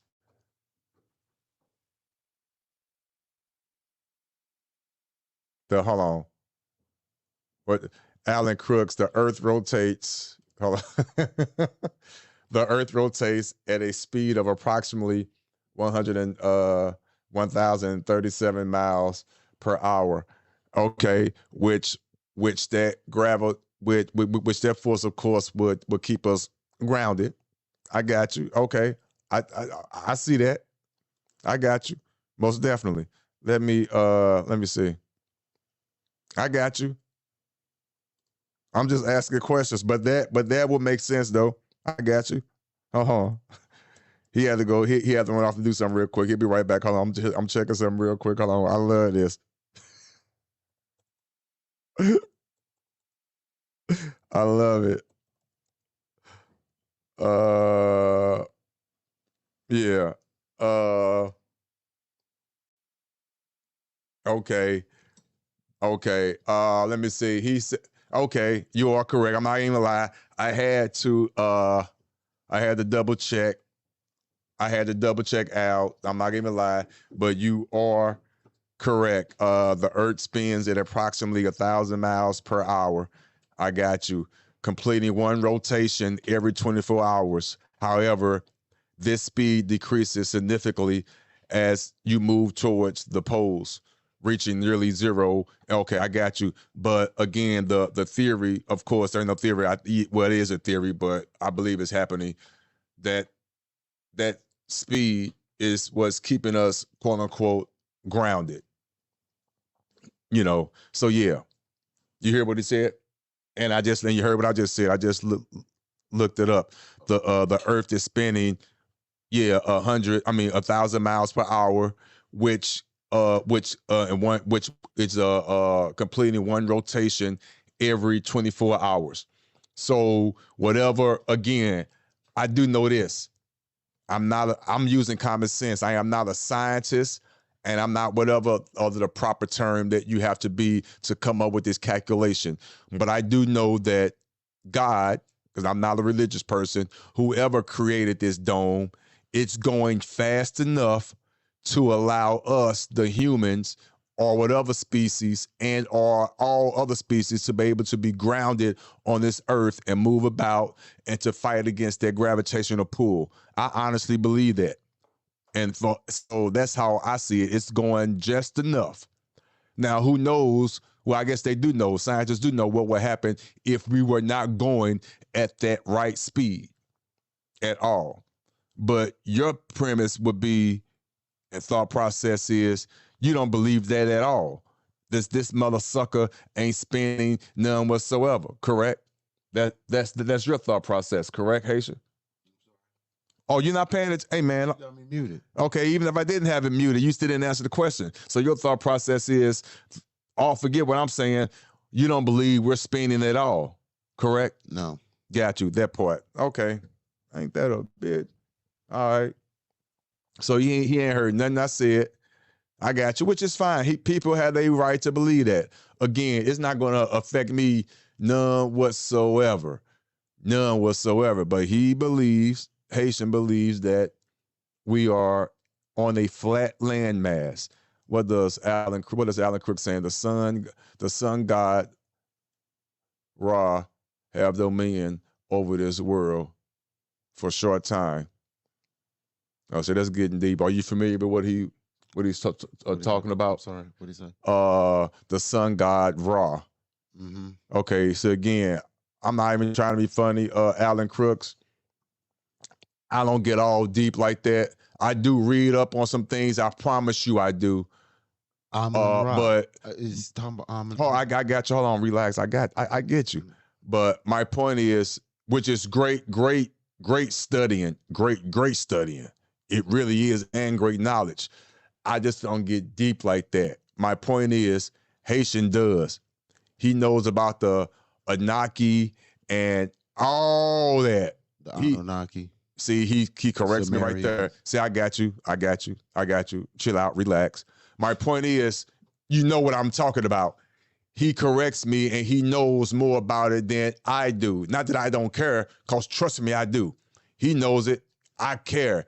He just more in depth with it because my mind just operates. I be all over the place. But when I have questions about things along those realms, trust me, he knows about it, and we get deep into it. I just don't want to, not saying that it's boring, but get too deep into that with the audience right now because but I know how serious it is. To me, I honor it for that to be on a whole nother conversation. That's all I'm saying, minus all the rambling. And I got you, Alan. 137 miles per hour at the equator. But at the poles, the speed is 0. But you don't believe none of that. You believe we on the flat land mass. God didn't say we were on a ball.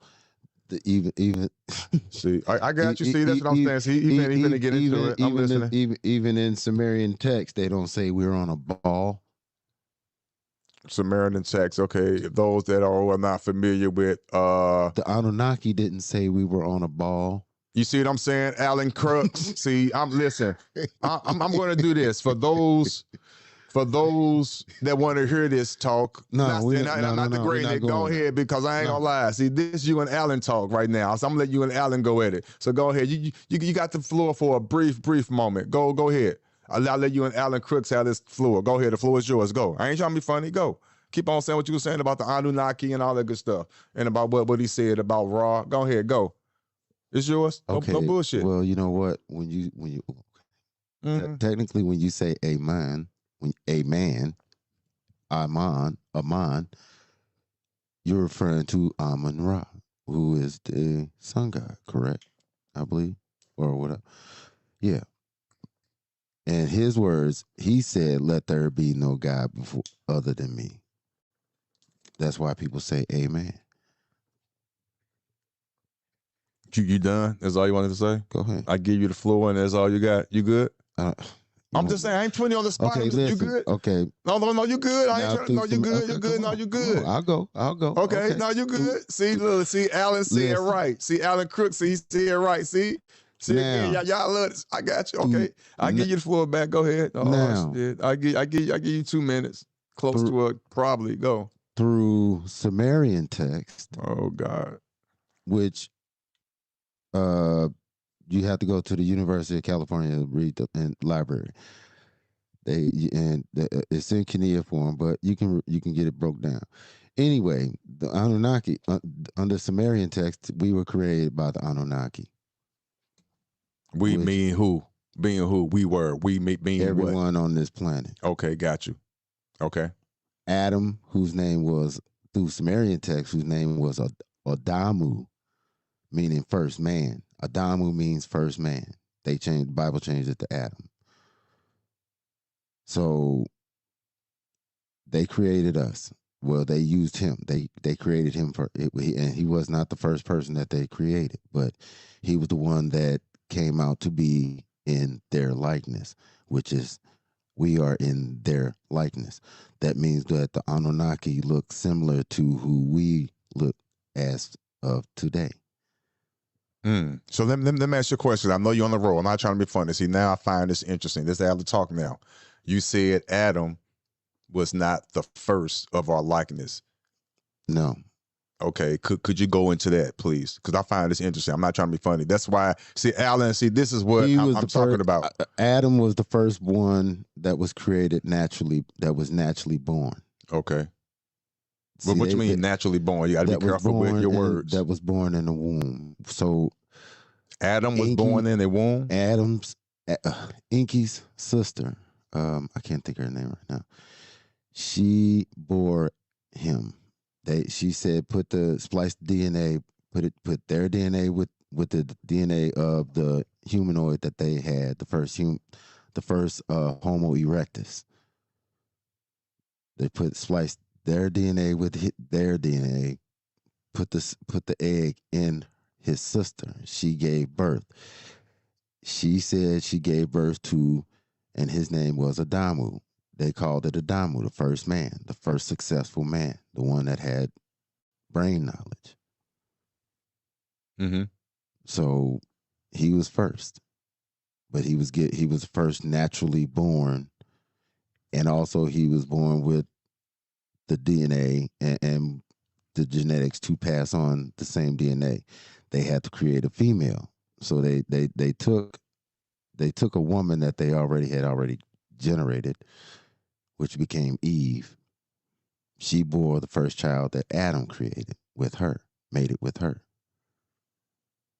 Now, so let me ask you a question. Then the Bible goes on from there. Okay, now see, I got you now. Let me ask you a question. Now we're just having a conversation. Now this, I don't want to say the wrong word, but this story, this allegory, this truth that may be whatever, this story, let's call it a story right now, this story here, they took that and they somehow transcribed it and made it a story in the Bible of Adam and Eve. God created the earth in 7 days, yada yada. You saying it originated from that original story that you just said, correct? Right. Okay. Garden of Eden was nothing but a laboratory.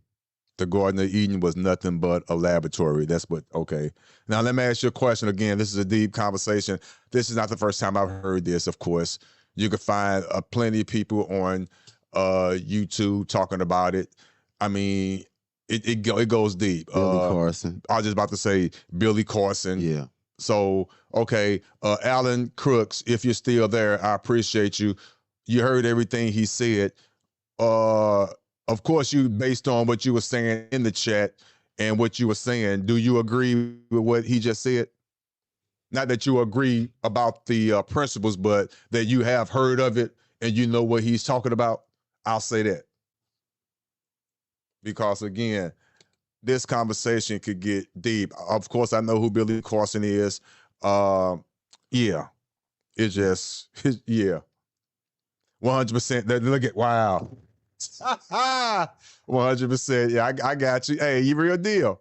Hey, okay. See, and that's what I'm saying. So when I say that I know exactly what you be talking about and the stuff I don't know within that conversation, within that realm, the person up here trusts me. He knows. So yeah, that's why I know. Yeah, wow. Yeah, like this is the real Egypt, land of Egypt. Yes, I do believe that. The Nile is the Mississippi River. Correct. Of course. See, listen. The Nile has 7 rivers attached to it. Mm-hmm. Mississippi has how many? You tell me. Talk to me. Mississippi has 7 rivers. Okay. That's why, whereas Little Cairo is in what? Southern Illinois, Kentucky or something like that down there. Okay, don't be listening again. Yeah. Don't be asking me no questions putting me on the damn spot. You know this. I know of this. There's a difference. I know of this. You know this. So don't be putting me on the spot. That's why I got you here sometimes. Understandably, there were more pyramids. Okay. There are more pyramids here from Canada down to South America than there were wherever in where they say Egypt is. Mm-hmm. So that should tell you right there. They've changed everything. about this place. For sure. Nah, listen. Hey, Alan. See, that's what I'm saying. See, yeah. You see how this conversation could easily turn? That's a whole nother podcast. See, listen, not only do I have the OtisWho Network, I might have to give him a station, not a station, a show on the OtisWho Network, because that's a whole nother topic. Like I said, Alan said, Haitian, you a bad man. Now, don't let it get to his head. He does know some shit. He does. He knows a little bit about something. I'm not gonna even lie. He does. I'm like, damn, good cook. He knows a little bit about gardening, things like that. He really does. So yeah. So he knows about this information. He really, really does. I know what I know, but seriously, he knows he knows what the hell he knows. I give him that. You have to not be a part of the Rothschild education. That part. Yeah. And I dabbled in a lot of religions and things like that. I was a Mason. I was part of the Moorish Science Temple of America. I went to a Missouri Baptist college where I was. They were trying to mold me into becoming a pastor. So when I tell you, I've been through. Trust me. So I'm able to. Yeah. So. Listen. That's why I don't hold no grudges. I don't pass judgment. And that's why I say I am a spiritual individual and not a religious individual. Not supposed to be. I'm very spiritual. Not supposed to be. But yeah, Jehovah's Witness, I even dabbled in that. There are some beliefs that the Jehovah's Witnesses have. Well, the main one that I just don't believe at all. They believe, and I don't mind sharing it. It's part of it is what it is. They believe in handling things in-house, far as everything. It could be those things. It could be SAs and things like that's going on. They don't believe in going to the authorities. They believe in handling that in-house. And that's things that I just could. Yeah. So when I tell you I dabbled and dabbled in all that, I've seen a lot of hypocritical things in the Christian world. Mm-hmm. Trust me, I have. Mm-hmm. The fake shouting and the building funds that you ain't put a dime in that building fund, and that building fund been around for 20 years. The secrecy, the high sexual, man, I've been through all that. I know all that, man, please. So y'all, listen, I'm not finna go there. I'm not, okay, here, see, that's where my rant goes. There go, I get the rant and shit because, man, no. But anyway, I digress. I digress. What's going on? We've been here for two and a half hours almost. What's going on? Mm-hmm. Shout out to the chat. Thank you for tuning in. I appreciate you. Hey, we just hanging out. Yeah, we're glad you're here. We just chilling. Man. Those that are here, Alan. Yeah. Yeah, I my father got me into a lot of that. I'll say that. May he rest in peace. Mm-hmm. But my pops got me into understanding about the Anunnaki and all of that. So, yeah, I mean, but then even at that, growing up, I've always questioned about church. That's just me. I've always questioned about it. It's always been a question to me. Do I have to come here to hear somebody tell me what they think I should know? Yeah, I question it as well. I mean, I guess we all can say we have our issues. Yeah, I mean, with the church. I know I have my stories. You know what? I even as a kid, I used to say, you know what? Hold on, real quick. Shout out to Alan Crooks. I appreciate you, man, brothers. Yeah. I enjoyed the show like always. Thank you. Thanks for tuning in, man. I appreciate you. I really do. Thanks, man. Yeah. Shout out to you. Let me see here. Let me find another story that we could talk about. Here we go. This is what I wanted to talk about. Okay. Yeah, here's another one. Wow. This is the story that I was referring to earlier. Hold on, my fault. Whoa. Stop it. Relax. There we go. This is the story I was referring to earlier about the AI. Rooster. About the AI. Hey, what's going on, Rooster? Peace to you, man. Thanks for stopping through. This is the story I was referring to regarding the AI. Again, I love me some technology. I am a techie. I had my first computer before everybody as a young lad. Like I said, that Tandy 1000 from Radio Shack. I had it self-taught on the computer in all aspects. As of now, thanks with the help of YouTube and all the other free things that are out there. Man. But with that being said, this AI, which is taking over, again, it is taking over eventually, not to get all deep and scary. That Terminator shit is probably going to happen. It is. You think? But before it does, we're going to get some good use out of it. But right now, it has its little hiccups. Let's explore one of these hiccups right now. It's crazy. As you will definitely agree. Let's get right into it. Shout out to the chat. Here we go. Let's get straight into it. I was just totally mind blown. I don't think I've seen anything around me. When a crabber in Lee County got a call from someone claiming to be a detective in Northeast Florida, claiming he was involved in a crime hours away, he thought it was a prank. Turns out it wasn't. I'm just thinking, how in the hell did this happen to me? He was eventually arrested, and the reasons why left him stunned. Evan Dean has this Gulf Coast investigation that's a warning to all of us.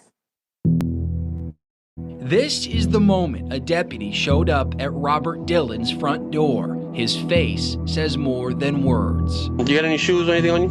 Are you shitting me, man? I'm not. It all happened back in August, just outside Dillon's home in San Carlos Park. This is crazy as What is it? I gotta get my shoes. What is going on? What's going on is Dillon is about to be arrested for a crime he never committed. I'll tell you what, man, I'm gonna put you in the cuff in the front. This is nuts. Despite insisting he's innocent, Dillon is handcuffed, put in a police cruiser, and taken to jail. God, this is nuts. Huh? I wouldn't know what to tell you, G. It's not an investigation. For Dillon, the only thing harder to believe than the arrest itself is where the crime happened and how he was identified as the suspect. And I'm thinking, how in the hell did this happen? How did this happen? They say in life everything happens for a reason. I can't for the life of me figure out this one. More than 300 miles northeast of Lee County sits the coastal resort city of Jacksonville Beach. It's here at a fast food restaurant near the ocean where the alleged crime happened. In November of 2023, a young girl told police that a man, a stranger, had asked her to come with him twice while in the restaurant. She didn't, and the suspect left. But police pulled these surveillance photos of him, and months later, this is crazy as Robert Dillon would be placed in cuffs, accused of luring or enticing a child. The problem? Dillon says he's never been to Jacksonville Beach. Out of the blue, you know, they pick some guy that lives 6.5 hours away and says, "This is you."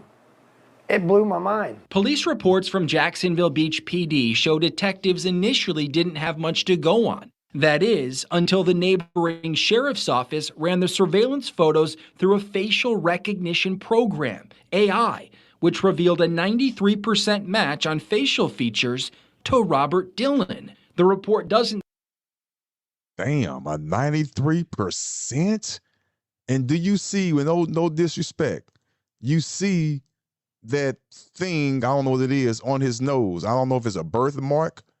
Well, I don't know what you want to call it. And you saw the surveillance video, not even trying to be funny. AI picked him out. say what photos of Dylan sparked the match, a driver's license, a mugshot, or something else. He does have a criminal record, including an arrest for DUI and for a bar fight. There it is. That's where they got your photo from. Anytime you get a criminal record for whatever it is, a traffic ticket or whatever, and you miss court and they put a warrant out for your arrest, they take your fingerprints. So that's now you're in the system just for that minor fraction. And also, too, your picture, even if they don't get your fingerprint, your picture is in that database from a minor traffic infraction. Did you sign up for that? Well, when you sign on that dotted line, when you got your driver's license, unfortunately, you did. But no crimes involving kids. I cannot stand any adult to harm a child in any kind of way. He's got black wavy hair. I don't have wavy hair. You know, he's got a big hole underneath. There it is right there. You see that picture. Where's the birthmark? That's obvious that wasn't him. Sometimes people just need to use common sense. I know you see that, right, man? Sometimes people just need to use common sense. That picture that's on his phone does not match him. That's obvious. Damn. Man, that's crazy. I don't have that. Do you think he ever should have been arrested for this? Of course not. No. Okay, I'm done. Okay, that's the gist of that story. That's the gist of that story. That's crazy. Hey, Alan. Hey, man, listen, man. Otis, that's right. Stay out the system. Yeah, but it's hard for us to stay out the system. It's possible, but it's hard. But that's how they get you, though. That's how they get you. Put them minor traffic. It's not even that. They get you by way of the driver's license or the state ID. Again, once you sign on that dotted line, now they have the right to take that database, those pictures, those photos, put it in the AI system, and that's what they're using. That's crazy. And that's what they're using. Right there. That's what they're using. And hold on. And depending on a picture of him whenever he's, the last time he was in jail was when he was young, probably. So that is the AI crazy. system is going off that young man picture. You know what I'm saying? Probably, but like you said, they already know what picture it's going off of. He already said that he has a criminal record. Yeah. For a bar fight, which ain't shit, bar fight and whatever. But like you said, it wasn't nothing. That wasn't nothing recent. That was some years. Yeah, it don't have to be recent. Yeah. I'm talking about those pictures were older than what he is now. Yeah, I got you. Yeah, for sure. So I'm just saying those mug shots are gonna have a younger profile, which probably he had dark black hair back then. They probably matching it with a mugshot that had. Oh, okay. You addressing that? Yeah, because he got gray hair. Well, you got to understand, it is AI. Yeah, they assuming all that. This AI, they assuming the hair color has changed. They assuming all that. They at least assuming the basics. With AI, trust me, they put them parameters. Put it like this: if they take my face and put it in AI. They're going to take my face of the gray hair and the glasses. But AI is going to simulate me as not having the glasses, not having face on my hair, having me having it dyed black, me having hair, me being bald-headed. You see what I'm saying? They're going to take all them variations because it's AI. They have the power to do that. That's how intelligent and how fast it works. You see what I'm saying? You hope. But that's what they're doing. And they messing up. Now, I don't know the numbers of them. I don't know the I don't know the mathematical number and odds of them being false in their assessments. I don't have those numbers. I really don't. But we know now, as we can see, it's not perfect. We're all going to jail. Right. Your ass going to jail. Oh, Rooster, that's my dirty. You going to jail. Shit. Yeah, You let me know, see. Yeah, right. that's crazy. But ain't that crazy how AI just messed up like that? Yeah. And that's not the first time that happened. AI gonna say you fit the description. AI said you fit the description. So now what? We going with AI. That's what you're saying? Let me see here. Oh, I do want to share this. I want to share this. Let's share this. I'm curious. I want to start this. Where you at? Okay. Let me see. Oh shit. Argument over no, hold on. It was one. Hold on, where you at? Where are you? Boy, it's starting to get hot in St. Louis. Jumped up 2 more degrees. 14 to 16. Okay, where are you? I'm trying to find it. Man.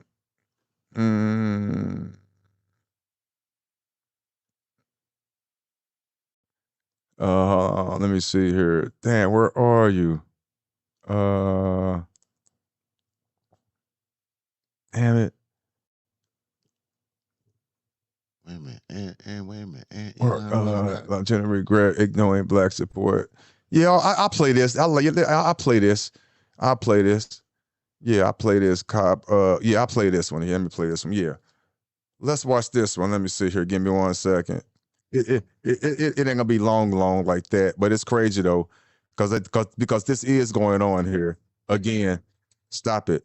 This is not a war against myself because I'm not, listen. It's gonna be ignorant what I'm about to say. But I'm gonna say it because I'm not letting this affect me. Uh-oh, that's the sign. That's the sign. Uh-oh, that's the sign. I hear my dog up there wanting to go outside. As a matter of fact, I'm going to let this video play. This is perfect timing. Wow, this is perfect timing. I'm not going to let it play the whole way. Trust me, I'm not. But I want you to hear. I want you to hear this. I want you guys to hear this. Here I come, Cobbers. I want you guys to hear this. And then I want us to talk about this. I'm so serious. I think it's worth it. I appreciate you. Give me 1 second here. Boom.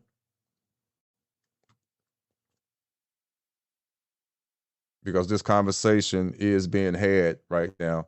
And that is crazy. Give me 1 second. Come on, put you up here. All right. And here we go. Like, why is it that when Black people start communities to help founders or VC firms that are focused to help Black founders, they always include us? It is always Black and Hispanic or Black and Latino or Black and Brown. Literally every single community accelerator program VC firm that I know that was built with the intention of supporting more Black founders is built inclusive. Yet when Latinos build something, it is always for the Latinos only. This is for Latinos. It's never Latinos and Black people. It's never Latinos and other systemically marginalized. It's never Latinos and other immigrants. It's always Latinos, Latinas. And I will tell you, the number one thing you need in your life to be successful in anything is abundance. But the abundance mindset is something that seems to be really difficult to achieve for Latinos in the United States. There's constantly the scarcity, limited belief that is us, just us. And then we cry that no one ever supports us. The call is coming from inside the house. And let's not forget that oftentimes Latinos will be the worst enemy for another Latino, but that's a whole other topic. But I'm just so frustrated to see even more Latino-focused communities pop up that are only for Latinos, because not being inclusive hurts you guys more than anyone else ultimately. And when you see communities that do that, the us mindset, they try to rebrand it as empowering. I want you to pay attention to one thing, because that will tell you everything. Are those communities, those firms, those programs actually doing anything to move the needle for its members? Or are they actually monetizing off of the desperation of Latinos that are looking for support and community? So we have a discourse going on between, I think majority like Mexicans and the Black community. And I just have to say to my Mexican people who are asking why the black people are not like protesting with us or whatever, why? Why would they? 92% of their women voted for Kamala. 80% of their community of men voted for Kamala. 60% of Latinos voted for Kamala. And I believe the majority were women and the majority were Mexican.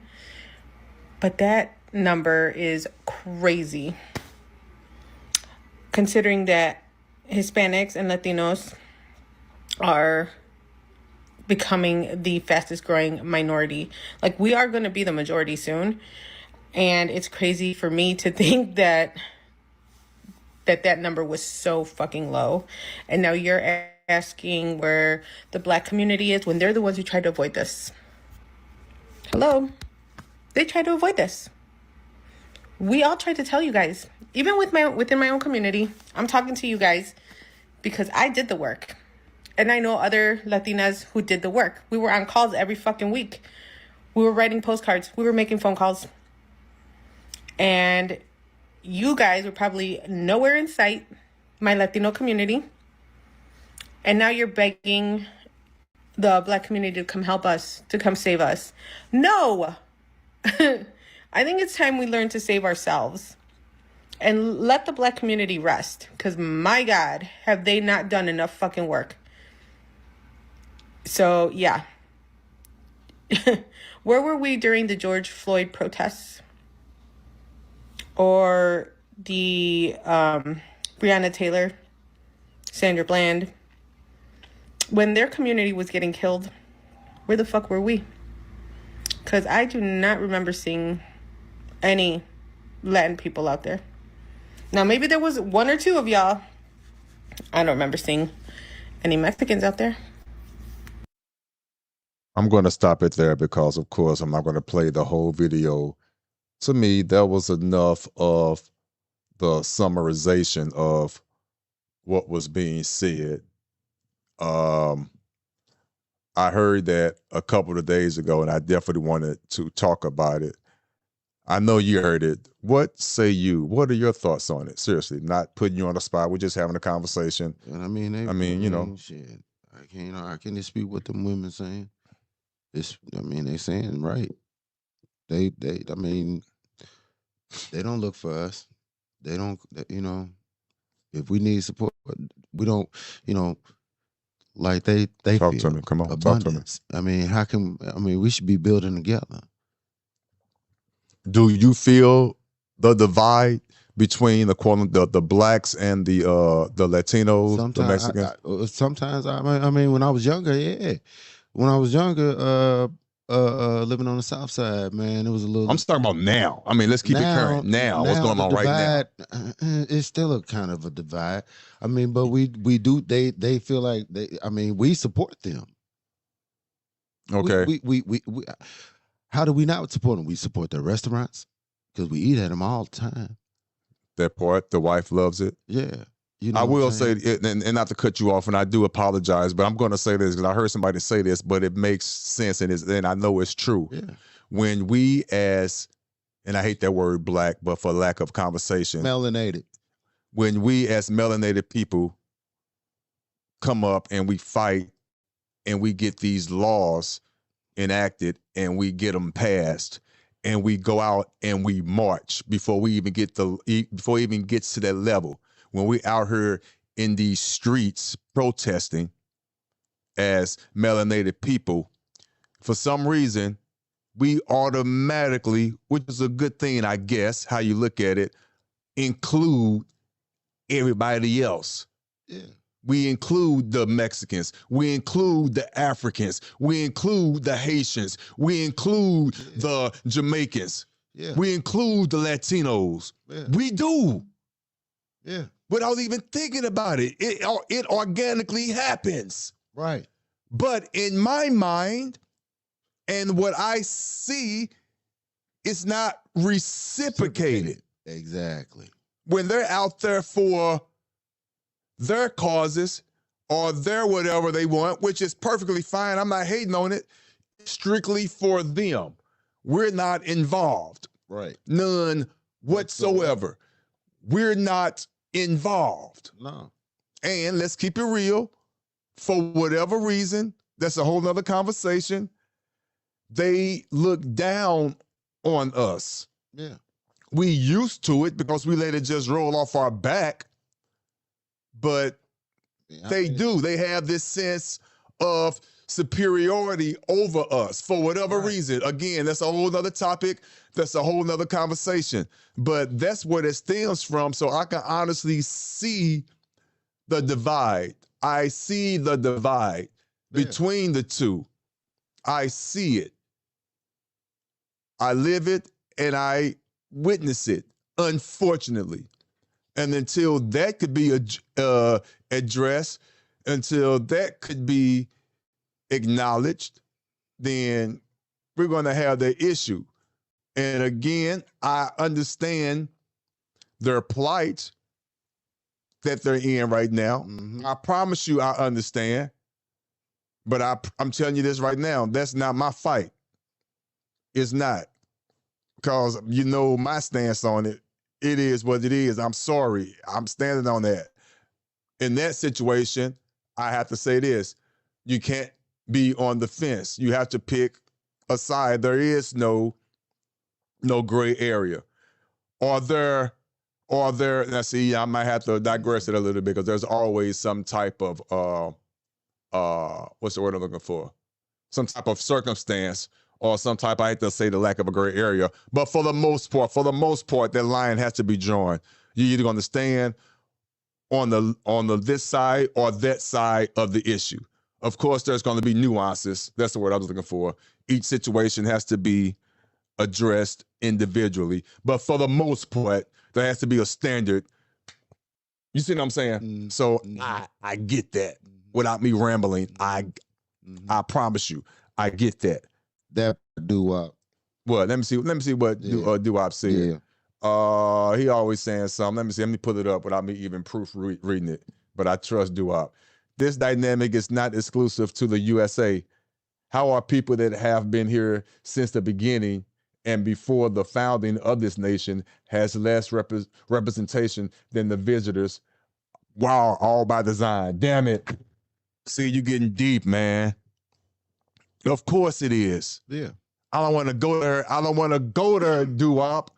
I don't want to go there, but of course it is. Of course it is. It's by design. But then you have to ask the question. You don't have to ask the question, but it's part of the question because there's layers. We can always add to it. I love it. That's why this conversation, it is what it is. Right. It's all the rules. It's all to keep us distracted. The question would be, so why now? Why? And what I mean by that is, why now that Trump comes in and now want to close that faucet? Because both administrations, for years, for decades, for years, have allowed the mass migration of the immigrants. Yes, for the records, the numbers do not lie, even though a lot of people don't want to remember this or do their research on it. President Obama, even though he never talked about it, he had one of the highest deportation of illegal immigrants. Joe Biden, all presidents did what they did. They did.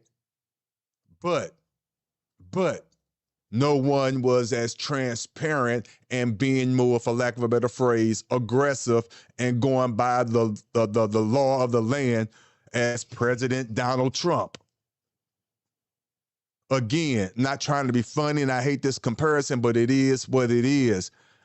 I speak for myself. I know how I feel to have a bench warrant out for your arrest.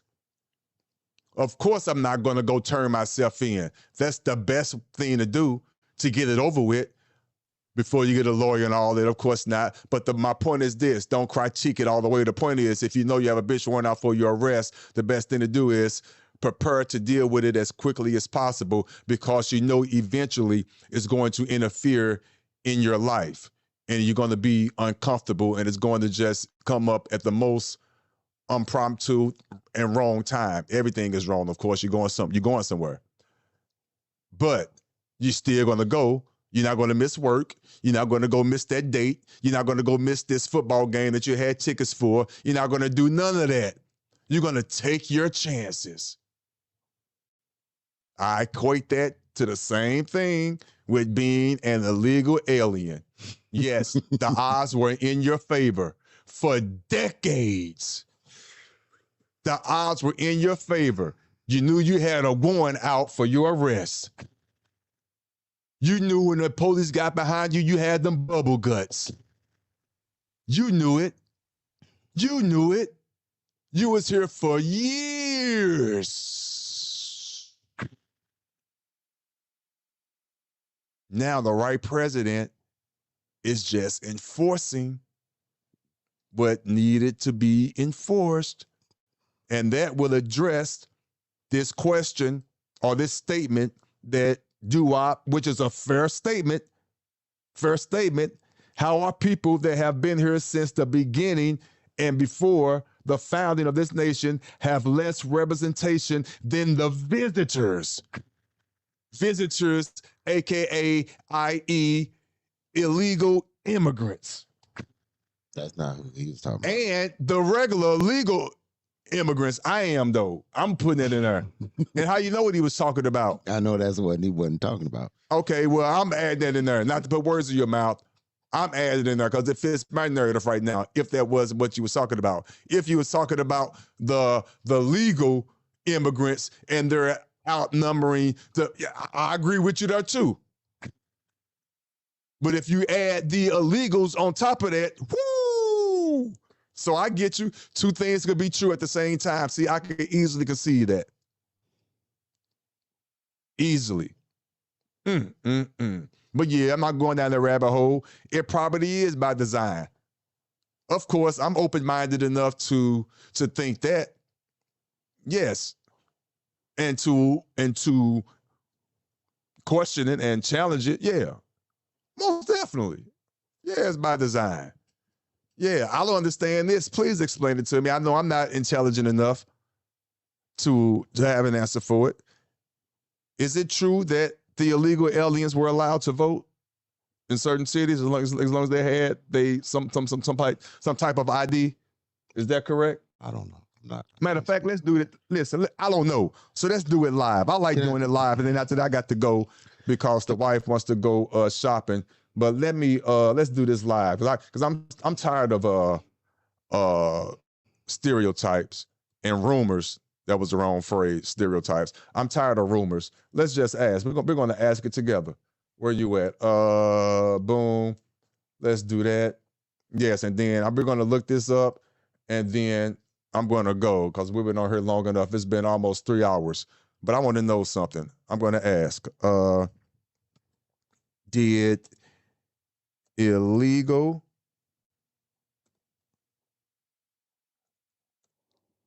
I can't type, excuse me. Immigrants, hold on, shit. Did illegal immigrants, did it finish for me? My mic should work. Hold on, let's see if my mic works. Let's go. Mic check. Yes, it does. Okay, it worked. Damn, we doing this together. I like this. Okay, let's stop it. Okay, I got it. I like this. Let's go. All right, here we go. Did illegal immigrants vote in this past election in the United States?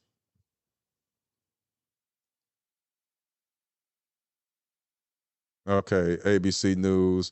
Non-citizens can't vote in instance for, let me see, can illegal immigrants, let me see, 6 facts about false non-citizen voting claims in the election. Let me see. I just want to ask the question. Let me see. This presidential campaign from them. I'm going to get to the point.